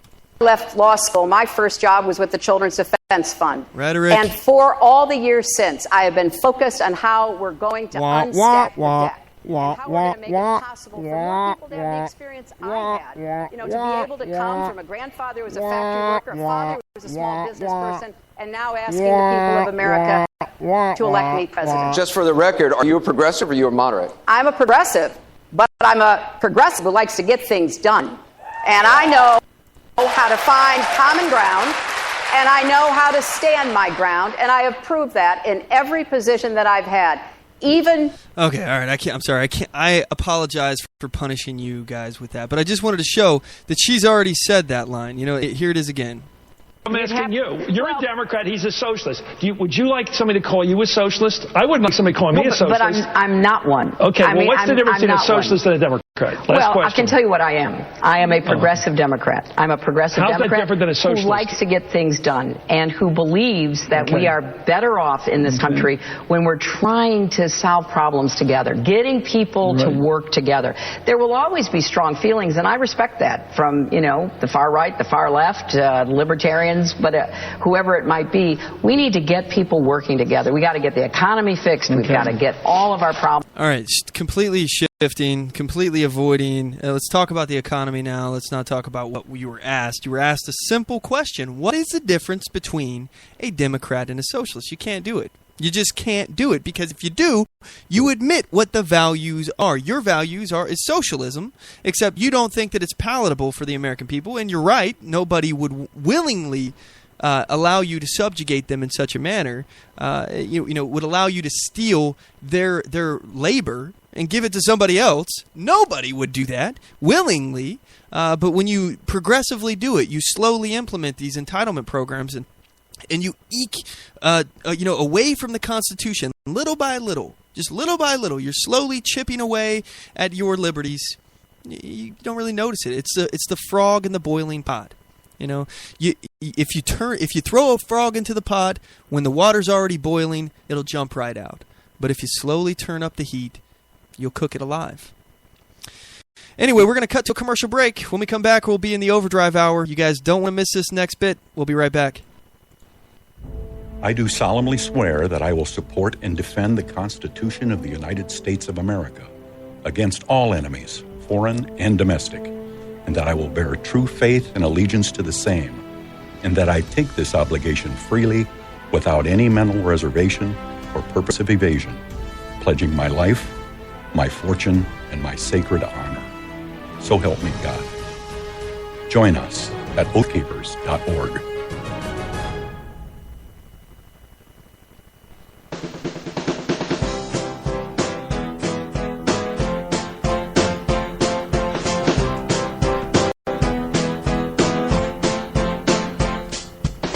Support On The Move.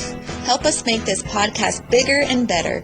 You can do this by going to our store and purchasing one of our hundreds of products. All designs are original and made for patriots like you.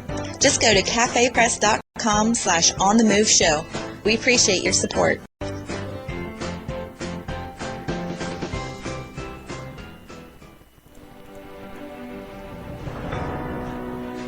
Hi, I'm Latasha Worley, and I work with candidates to creatively and effectively communicate their message to voters.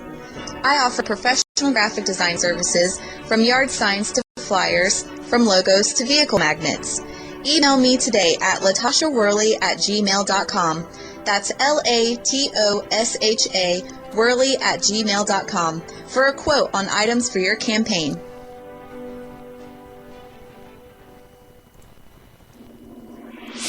Broadcasting from deep within the heartland of free America, where liberty still shines bright. You're listening to On the Move with Mac Worley III. All right, MacPack, we're in the third hour. This is our overdrive hour. We're going to squeeze every bit of this that we can because we've got a ton of stuff in our featured topics that we haven't even got to yet. So I want to just give a hat tip over here to Mark. Sorry, I'm stuttering here. Mark on Twitter. He sent me a link here to a Breitbart article talking about why the NRA, from themselves, why they did not attend the town hall meeting. So here is, I believe this is Chris. What is this guy's name? Chris something. Chris Cox. That's right. He's one of the heads of the NRA. He's one of the leadership over there. So anyway, here's a clip. He's on Megyn Kelly. He's talking about the Obama town hall, and he says that this president is trying to create an illusion that he's doing something to keep people safe. Here he is.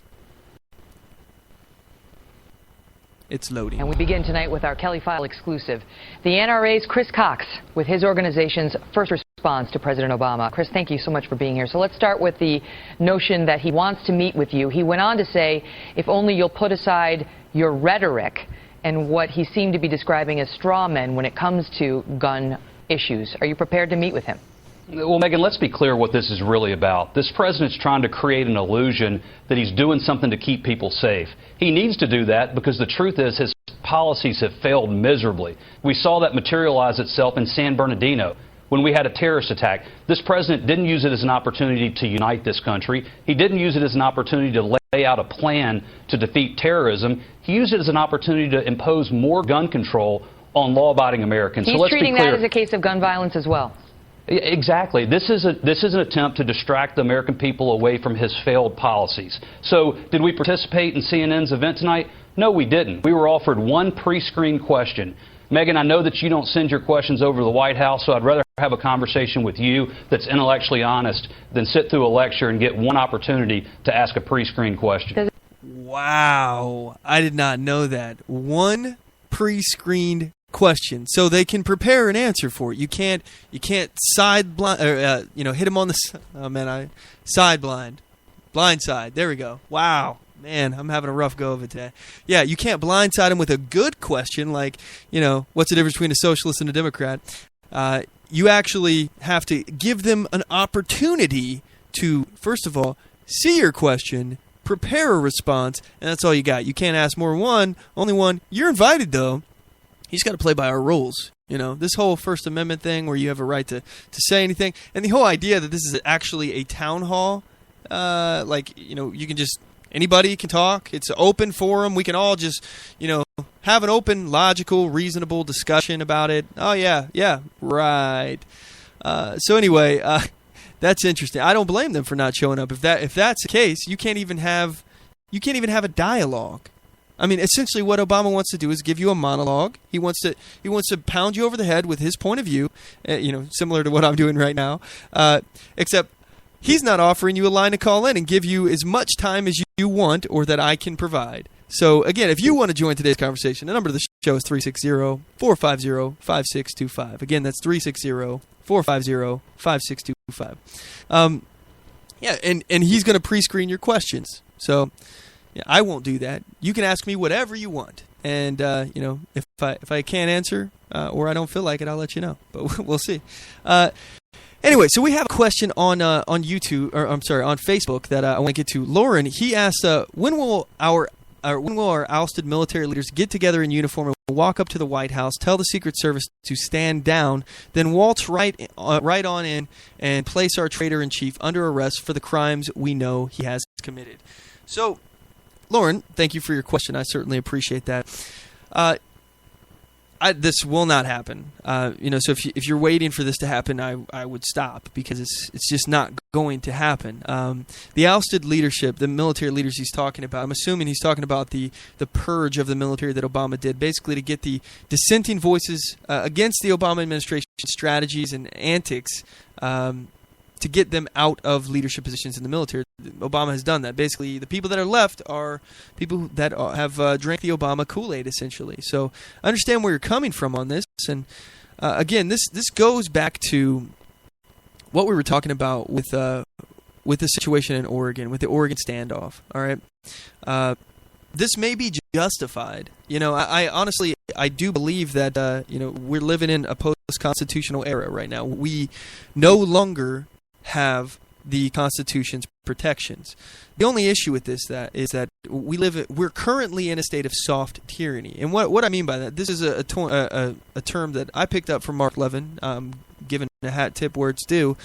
Basically, you can go about your life, you can do all the things that you're used to doing. You can go to Starbucks, you can go to the movies, you can do all of these things, but the fact is that you don't have the structural protection, the protection from your government for your natural human rights with the Constitution. It's no longer protecting you there. Now, that's not to say that they're actively being tyrannical in every sense of the word.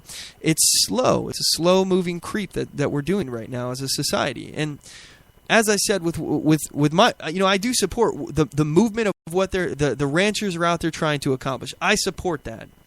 I think they're going about it the wrong way, but that's a tactical decision. That they made that decision. I'm not the ones out there. That's their fight. They're the ones on the ground. Maybe they have a better sense of the situation on the ground, or maybe they're too absorbed in their situation on the ground to realize how the media is portraying them and how it looks. Again, from an outsider perspective, I'm not there. I don't know what's going on there, but I do know that they appear to be peaceful, and if they are, I support that. However, I think they're making a mistake, and I wouldn't do what they're doing. There's plenty of fights that will be around the corner, and you have to keep this in mind, guys. You only can die once, so not every hill is worth dying for. All right. This is a lesson I learned being married. Oddly enough, my wife and I will get in some arguments or something, and I realize, this one is not worth dying for. Some of them are. Some arguments I'll put my foot down and say, look, this is where I stand, and I'm not going to say I'm sorry. And other ones, I'll say I'm sorry. This hill ain't worth dying for, so to speak. So.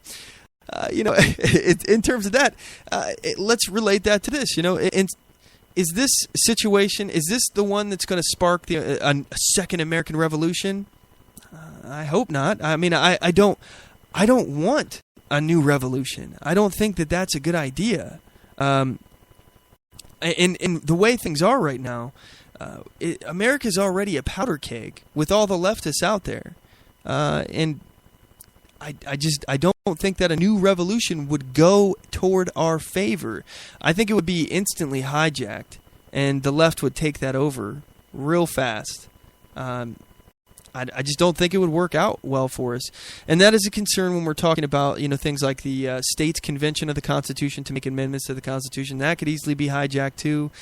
I don't know.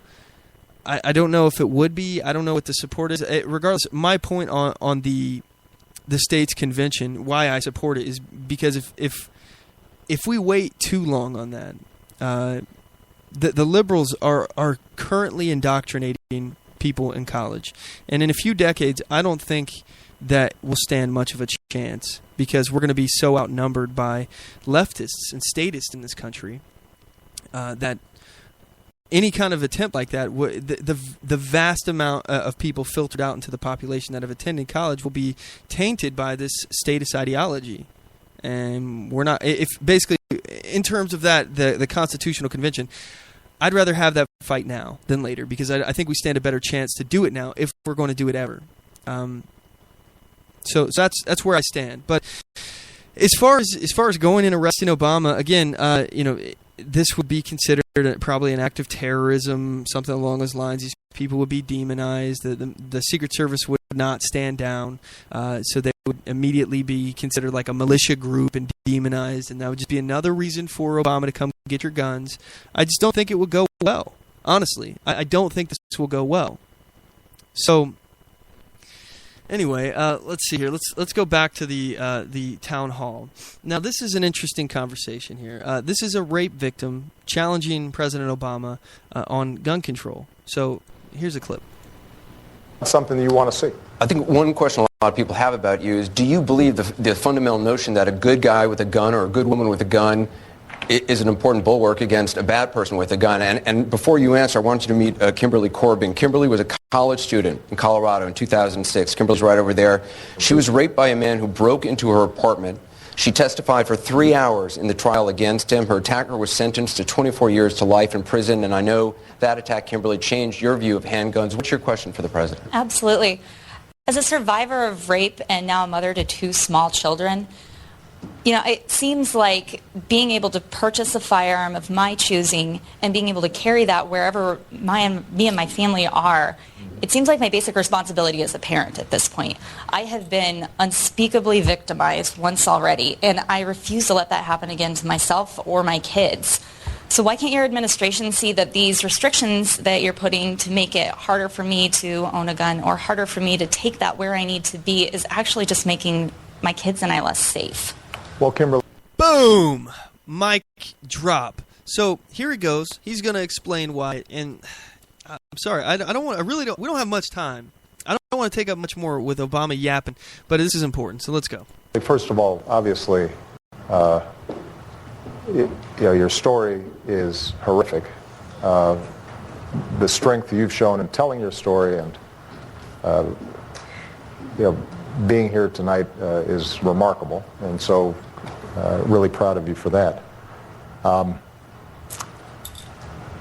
I just want to repeat that there's nothing that we've proposed that would make it harder for you to purchase a firearm.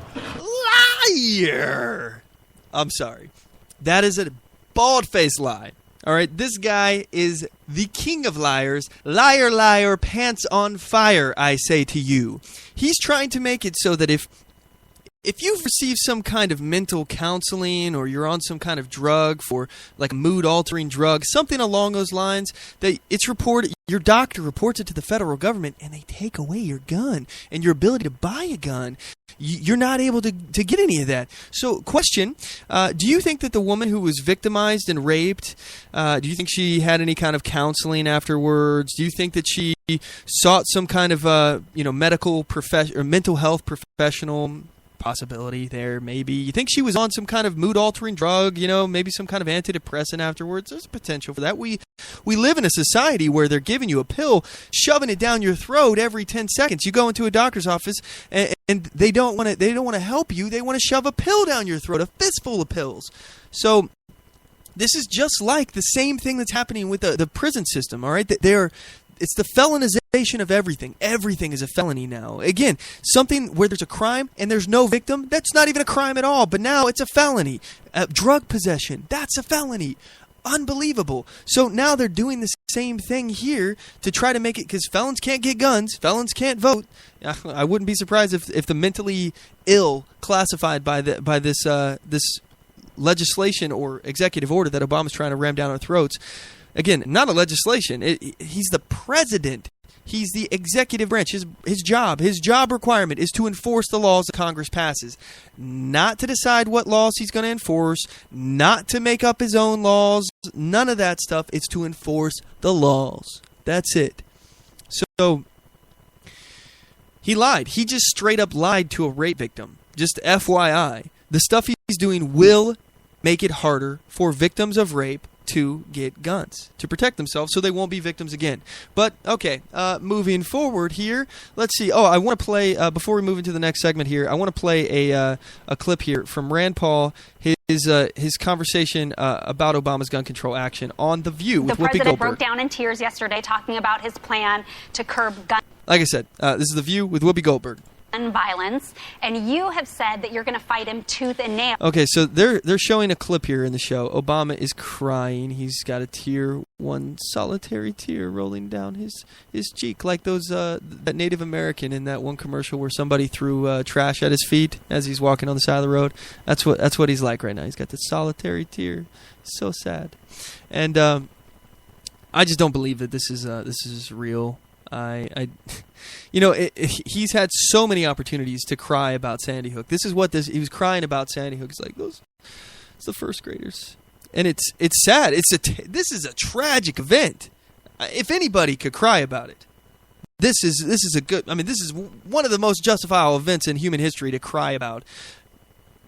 first graders getting shot. That's terrible. It's absolutely deplorable. It's senseless.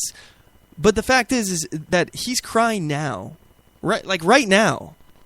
As he's trying to shove executive orders down our throat, unconstitutionally.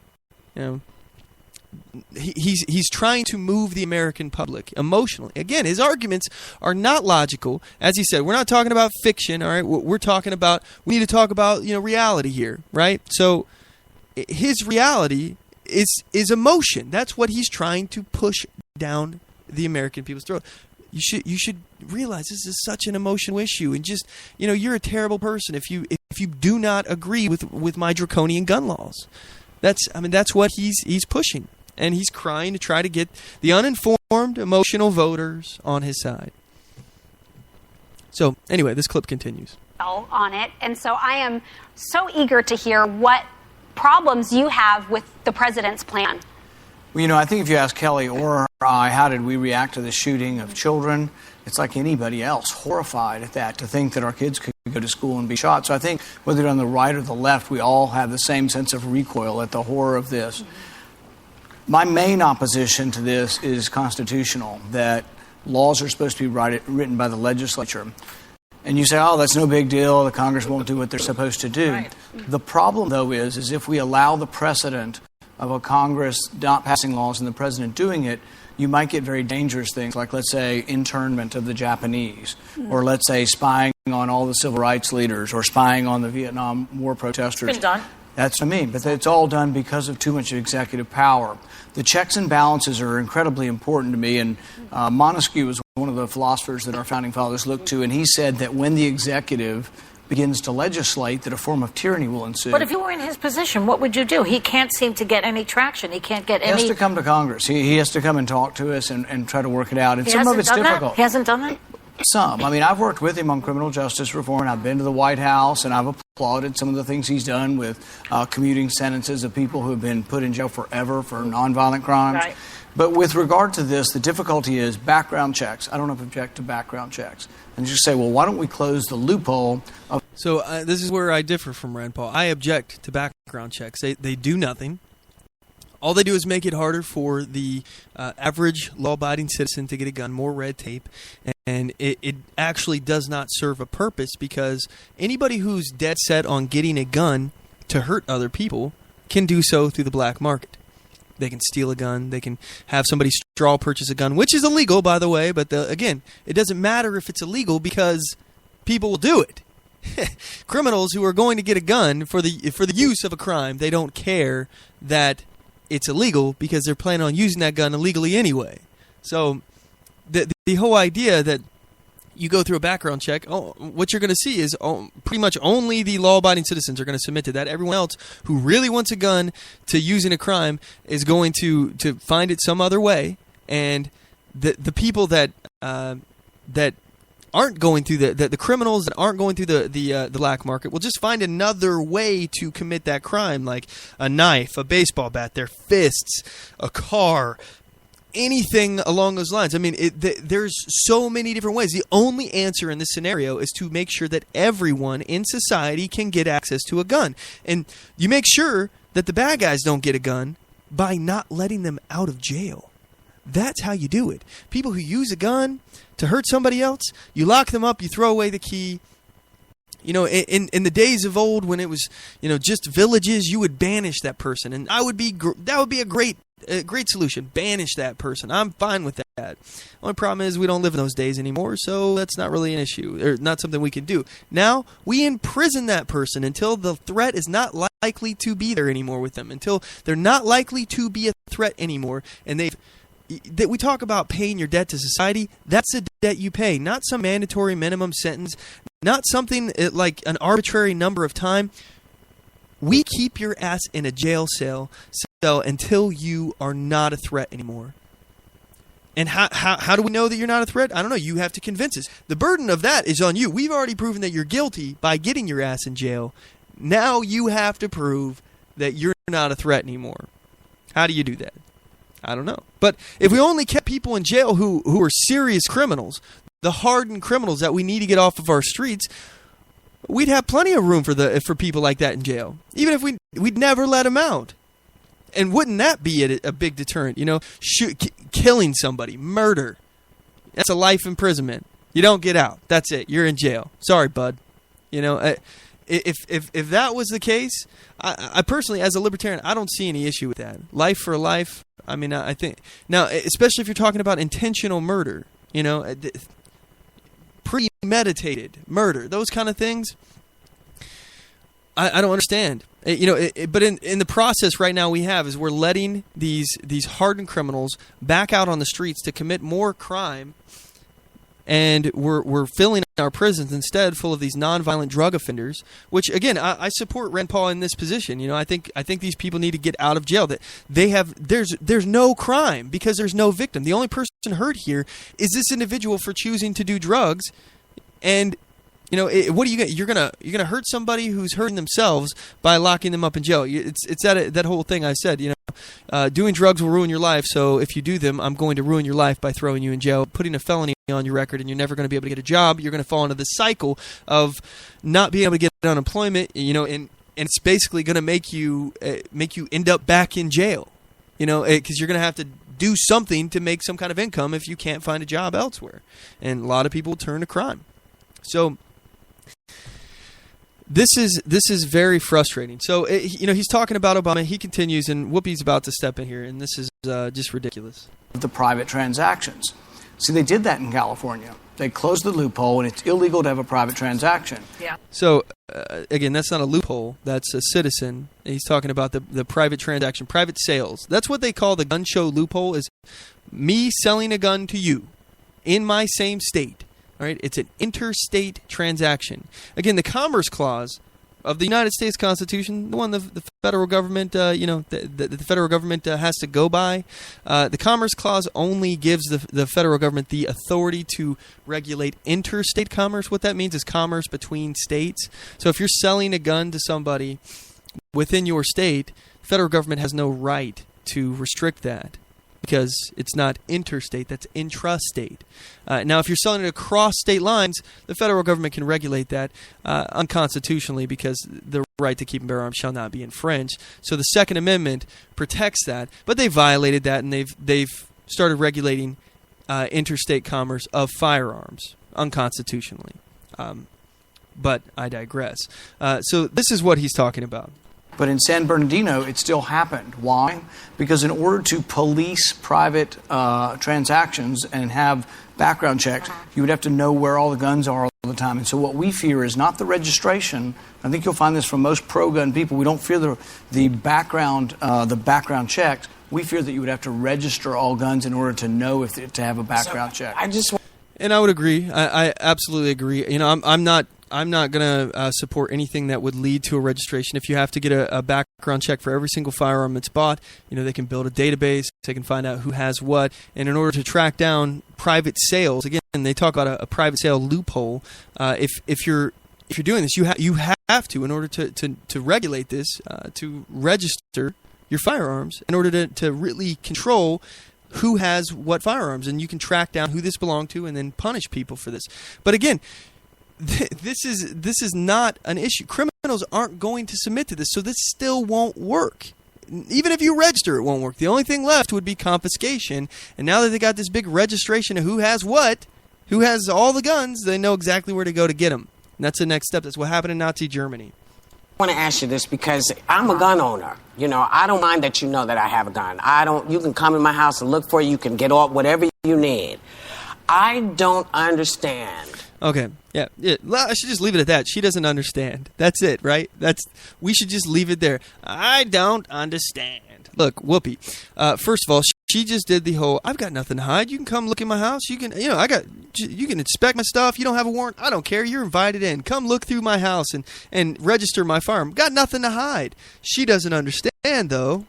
Why anyone objects to getting rid of automatic weapons.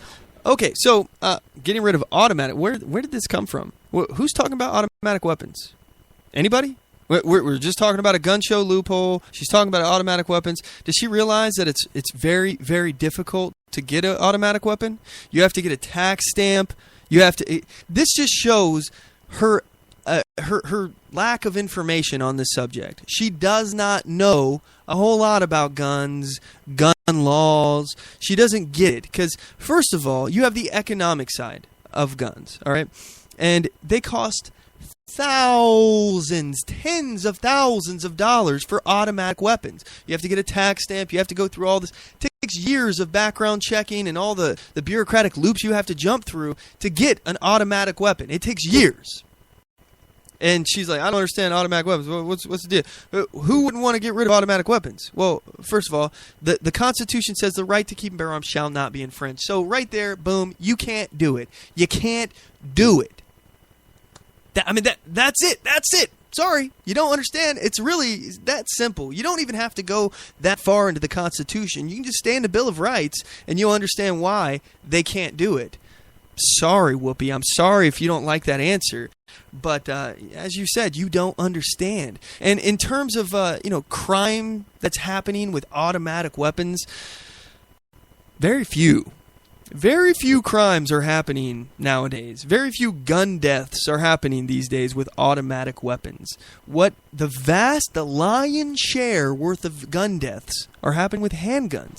And they're happening with handguns in cities like Chicago, New York, Washington, D.C., big cities in California. Those are the places where handgun violence is high, and they're gun-free zones. These are places that have very restrictive regulations on guns. And it's the reason why so many people with guns out there are so many criminals are using guns out there is because there's a black market because it's so restrictive. And the more restrictive you get, the bigger the black market is, which means it's easier for criminals to buy the guns illegally. So she goes on. Automatic weapons, they're not for hunting. They do nothing. Okay, hold on. They do nothing? What is that? All right. She says they're not for hunting. Because I would argue that I know a lot of my hunter friends. If you could use an automatic weapon, some of my hunter friends would probably do that. And I don't have any problem. Who the hell is the government to tell you that you can't use an automatic weapon to hunt? If you're just a terrible shot and you just want to, I got that deer. Got him, But regardless, the Second Amendment is not about hunting. Where in the Second Amendment does it say anything about hunting? It does not. It says the right to keep and bear arms shall not be infringed. Only there to kill. And you'll notice that a lot of the things that have happened with automatic weapons. That's not true. That is just a lie or misinformation because, again, she doesn't understand. So, I'm going to take it easy on her because she doesn't understand. But a lot of the crime does not happen with automatic weapons. In fact, it's handguns that are semi-automatic. And she said that the only purpose for automatic weapons is to kill. I would like to ask Whoopi Goldberg this serious question. Now, this is serious, everyone. This is a serious question, and it needs to be taken very seriously. All right? Whoopi, what is your gun designed to do? Does it give massages? Does it bake casseroles? Does it do your laundry? Does it, water your plants while you're away, feed your cat, walk your dog? Does it do any of these things? No, it doesn't do those things. Oh, okay.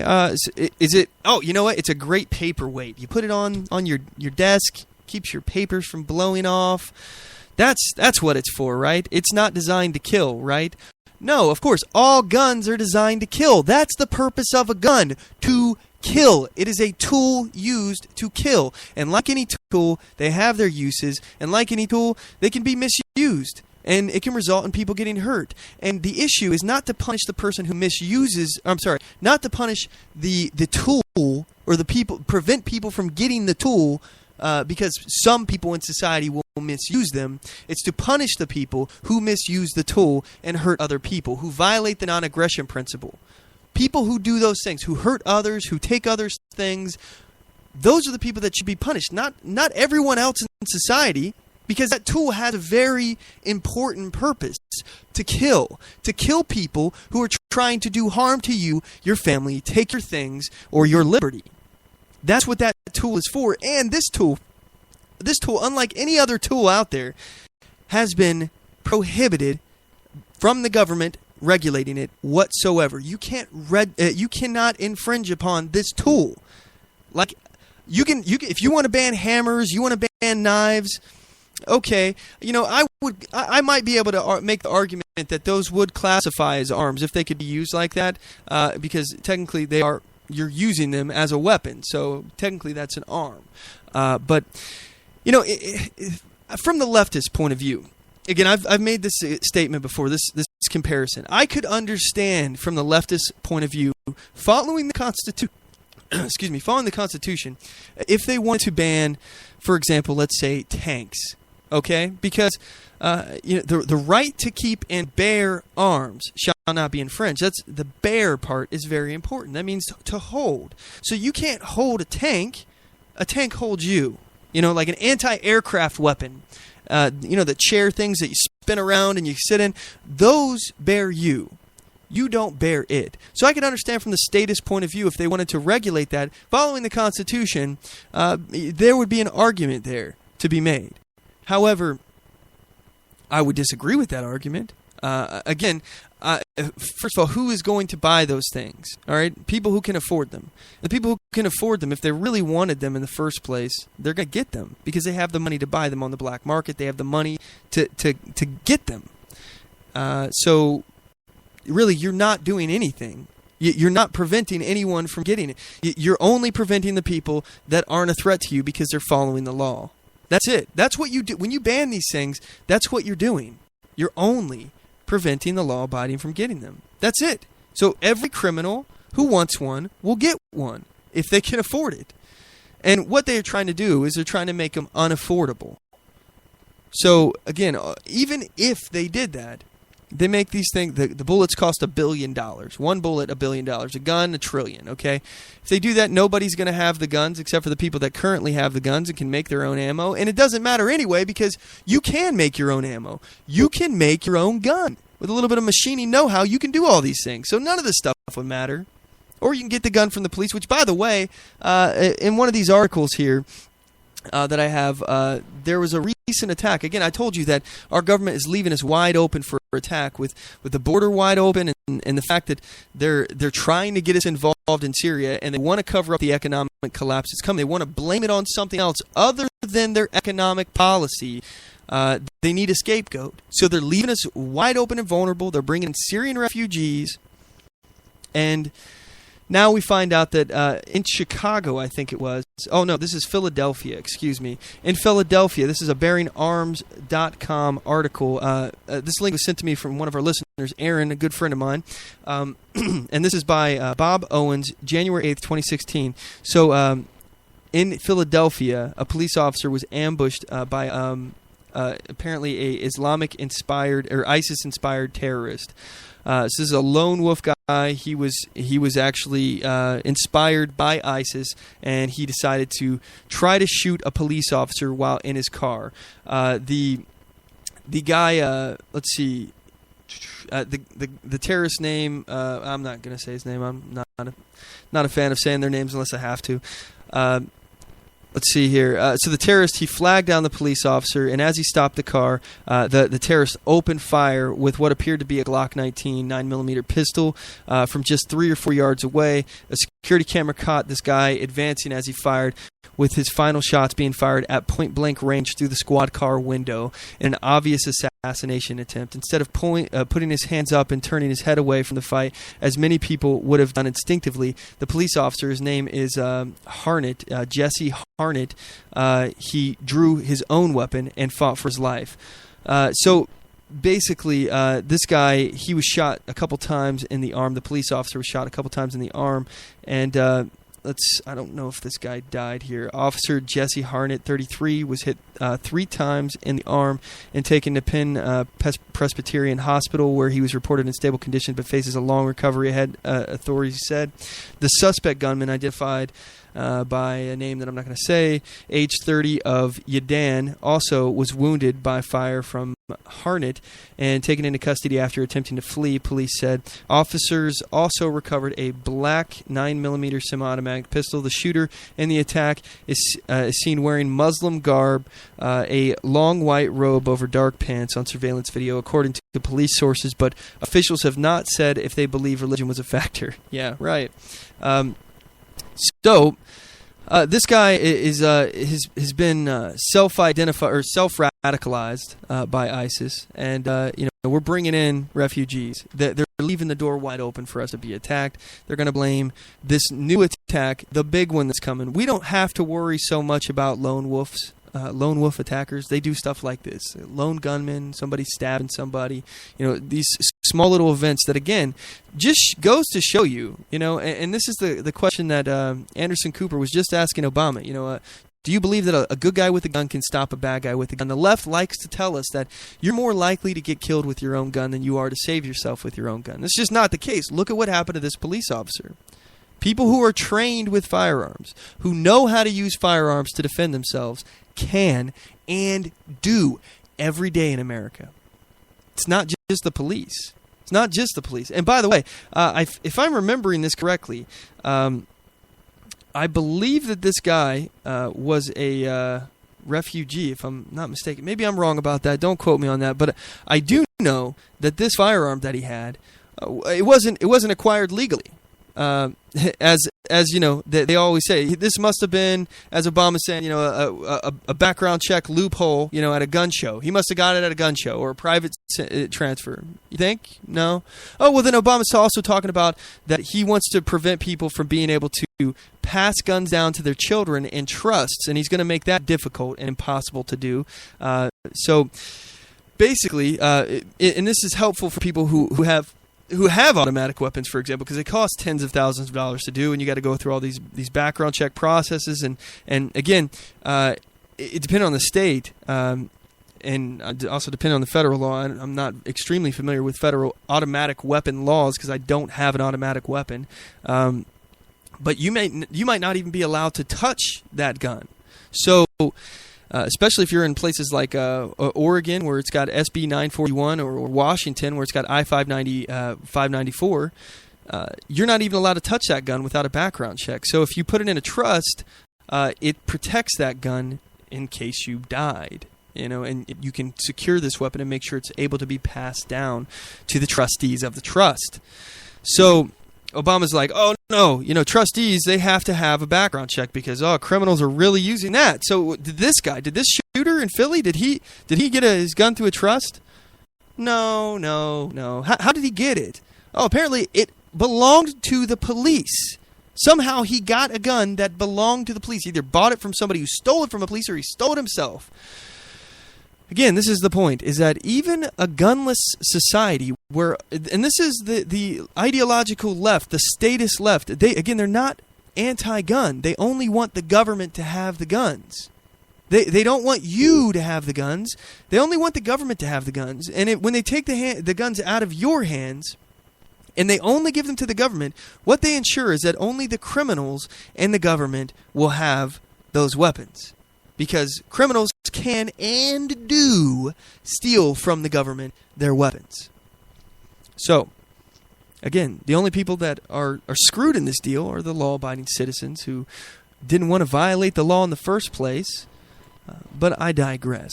Let's go all the way back. I know this seems like forever ago, to Whoopi's conversation about automatic weapons. We see that. Why don't we say, who really needs to have one other than people who are at war?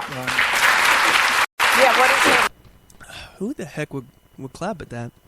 It's the stupidest conversation. Look, her whole premise is false. The fact that she says automatic weapons are used in the vast majority of crimes is just false. It's a lie. And the point is that automatic weapons aren't really being used in crimes at all, like statistically at all. So what we're talking about is semi-automatic weapons that these people are calling assault weapons, which are not assault weapons. They're semi-automatic weapons.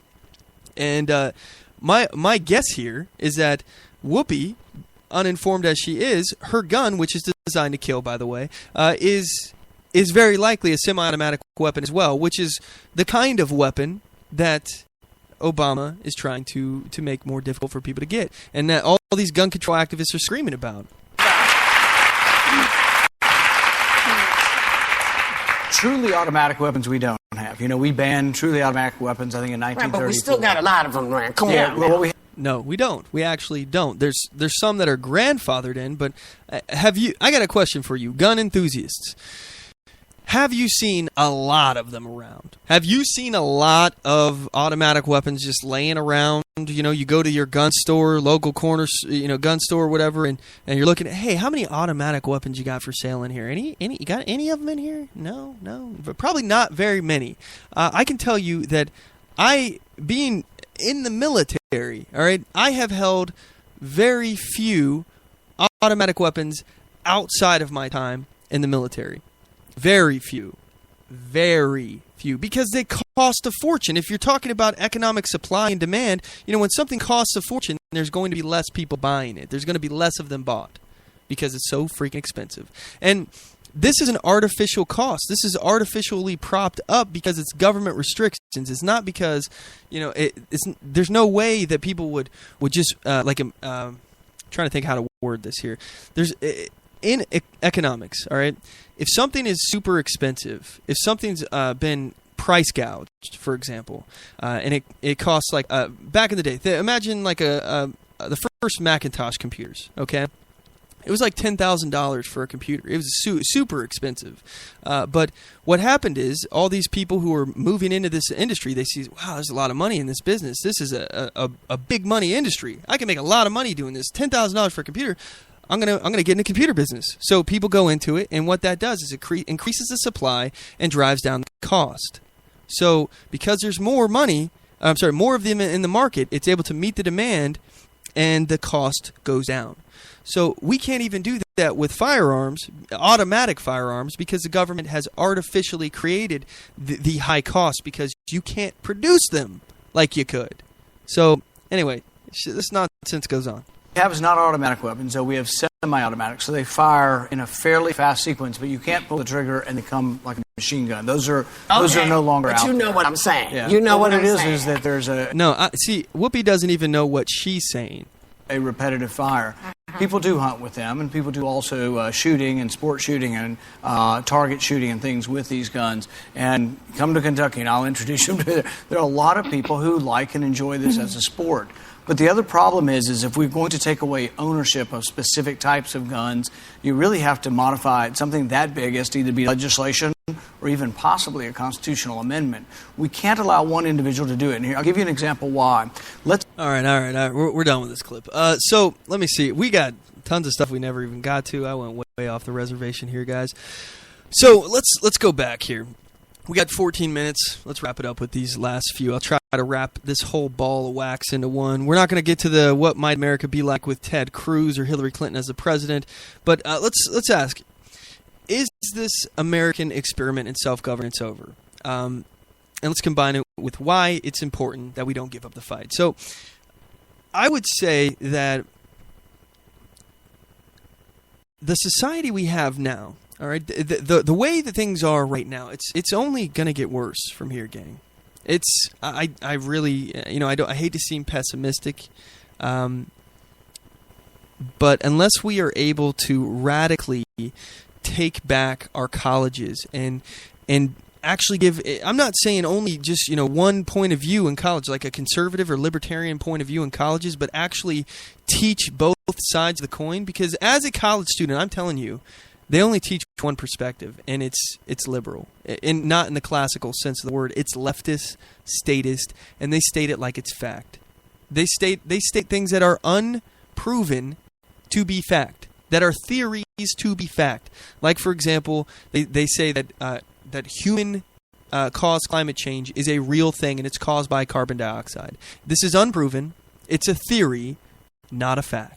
And again, I've talked to you about the fact that there's no correlation between how much CO2 you pump into the atmosphere to how much degrees the Earth will warm. No one can tell you that. How much CO2 do you have to pump in the atmosphere to increase the temperature of the Earth by 1 degree? No one can answer that because they don't know, because it's a theory and not a fact. So they teach these things as if it is gospel, but it is not. So we're not going to win anything as far as in the minds of the American people until we win back our colleges, and I don't see that happening. I'm sorry. Unless something is radically different, I just don't see that happening. So what's going to happen? This is going to continue to be fostered within our colleges, and it's just going to continue to filter out into into society. And I think, I think that the statists, the people who are actually, they think they have an interest, like the George Soroses out there, that have an interest in creating a global government.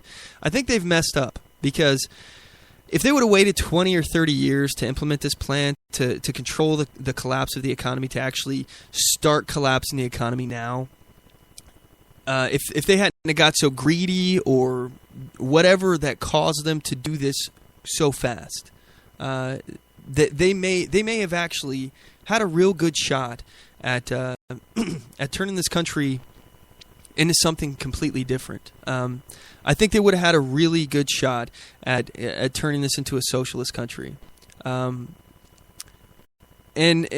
I don't think that they're going to fail, and I don't think that we're going to succeed in like actually winning the country. I think this is over, honestly. I think the only way to get back to constitutional principles is a reset.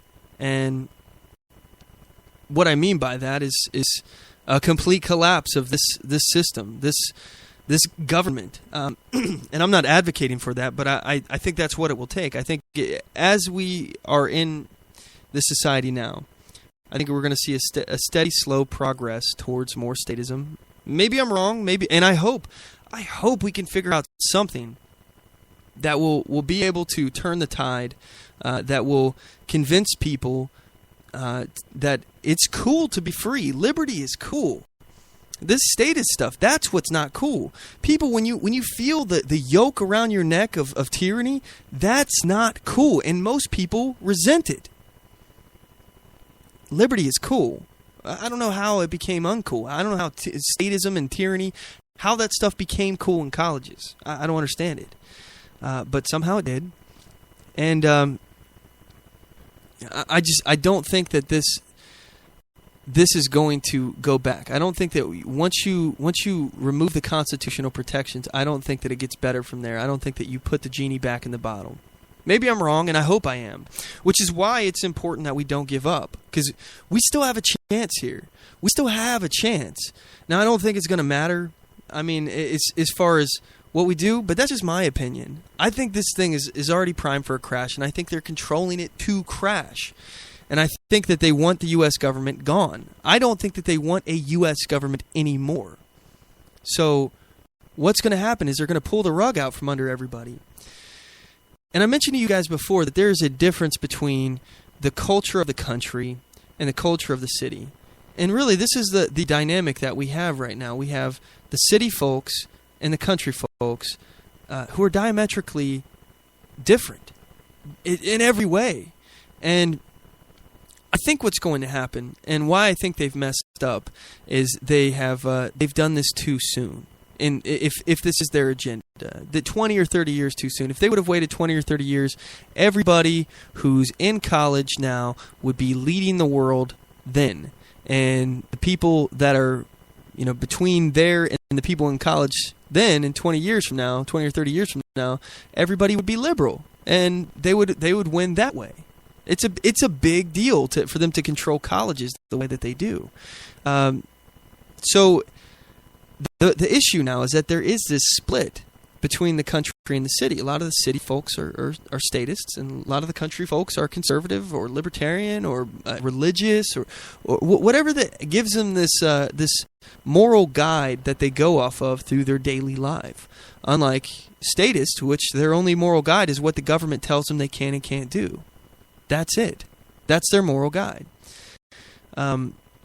So, in terms of what would happen, I want you to imagine if the U.S. government collapsed. The government can't fund itself. It's shut down. It can't operate functionally. It can't protect you. The food stamps stop being deposited in these people's EBT accounts. The welfare checks aren't arriving in the mail. The health care, the Obamacare, all these other entitlement programs, Social Security, all of these things stop going out.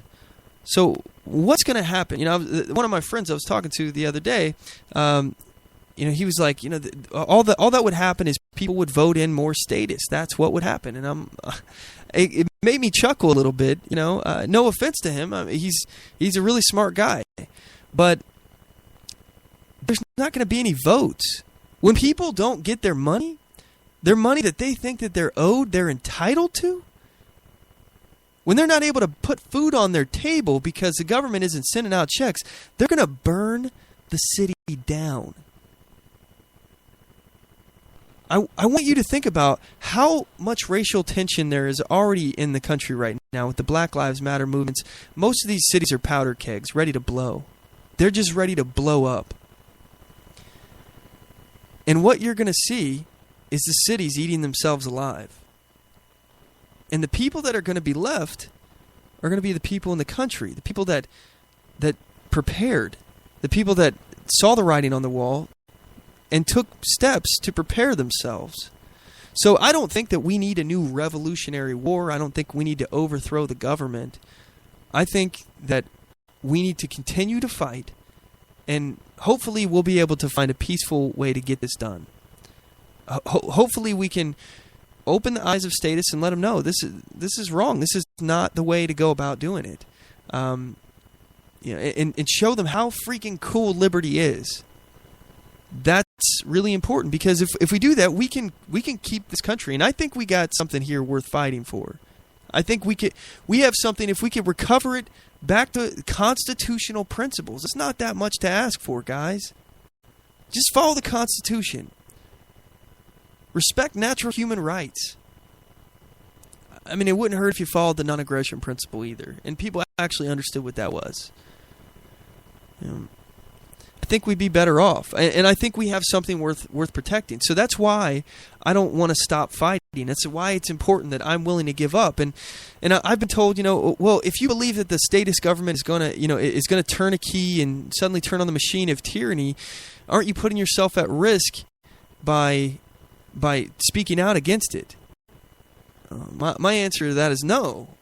First of all, we're all at risk. The British are coming. What you don't understand is I don't care if they're going to kill me first. They're going to kill us all.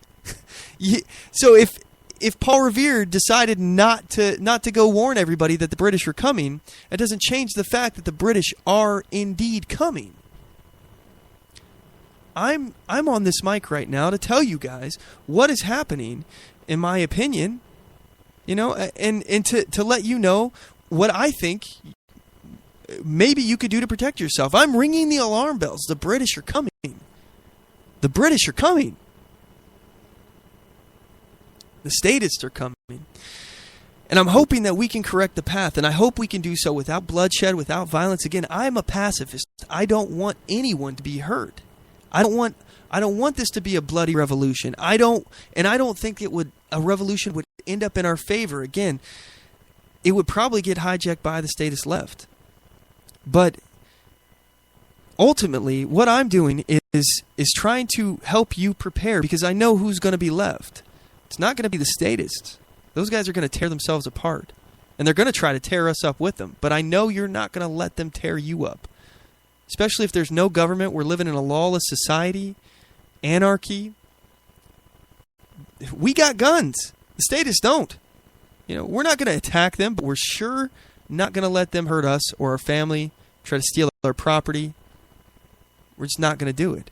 So the people who will be around are the people who I talk to every day. The reason why I talk to you every day. I say you're the reason why I do the show, and you truly are. If I'm right about what's to come, and gosh, I hope I'm wrong. I really do. If I'm right, though, you guys are going to be the people that are going to be left. And I want you to know how we ended up there. How did we get to where we were? That's why I do what I'm doing. And I hope you guys do the same thing. I hope you guys tell everybody, talk about the philosophy, talk about what's going on in the world, and take steps to prepare yourself and protect yourself, your family. Tell them everything I tell you and more. I'm sure you guys have more information than I do too. So Anyway, with that said, that's our show. We didn't get an opportunity to talk about the global citizen movement versus a realist geopolitical worldview. We also didn't get to talk about the difference between what America might look like with a Ted Cruz or Hillary Clinton presidency. We'll get to those next week, hopefully. Anyway, without further ado, please feel free to check us out on our website, OnTheMoveShow.com. Follow us on Spreaker.com/OnTheMoveShow. Like us on Facebook.com/OnTheMoveShow. Follow us on Twitter.com/OnTheMoveShow. And subscribe to us on YouTube.com/OnTheMoveShow. And as always, know your rights, assert your rights, and get on the move.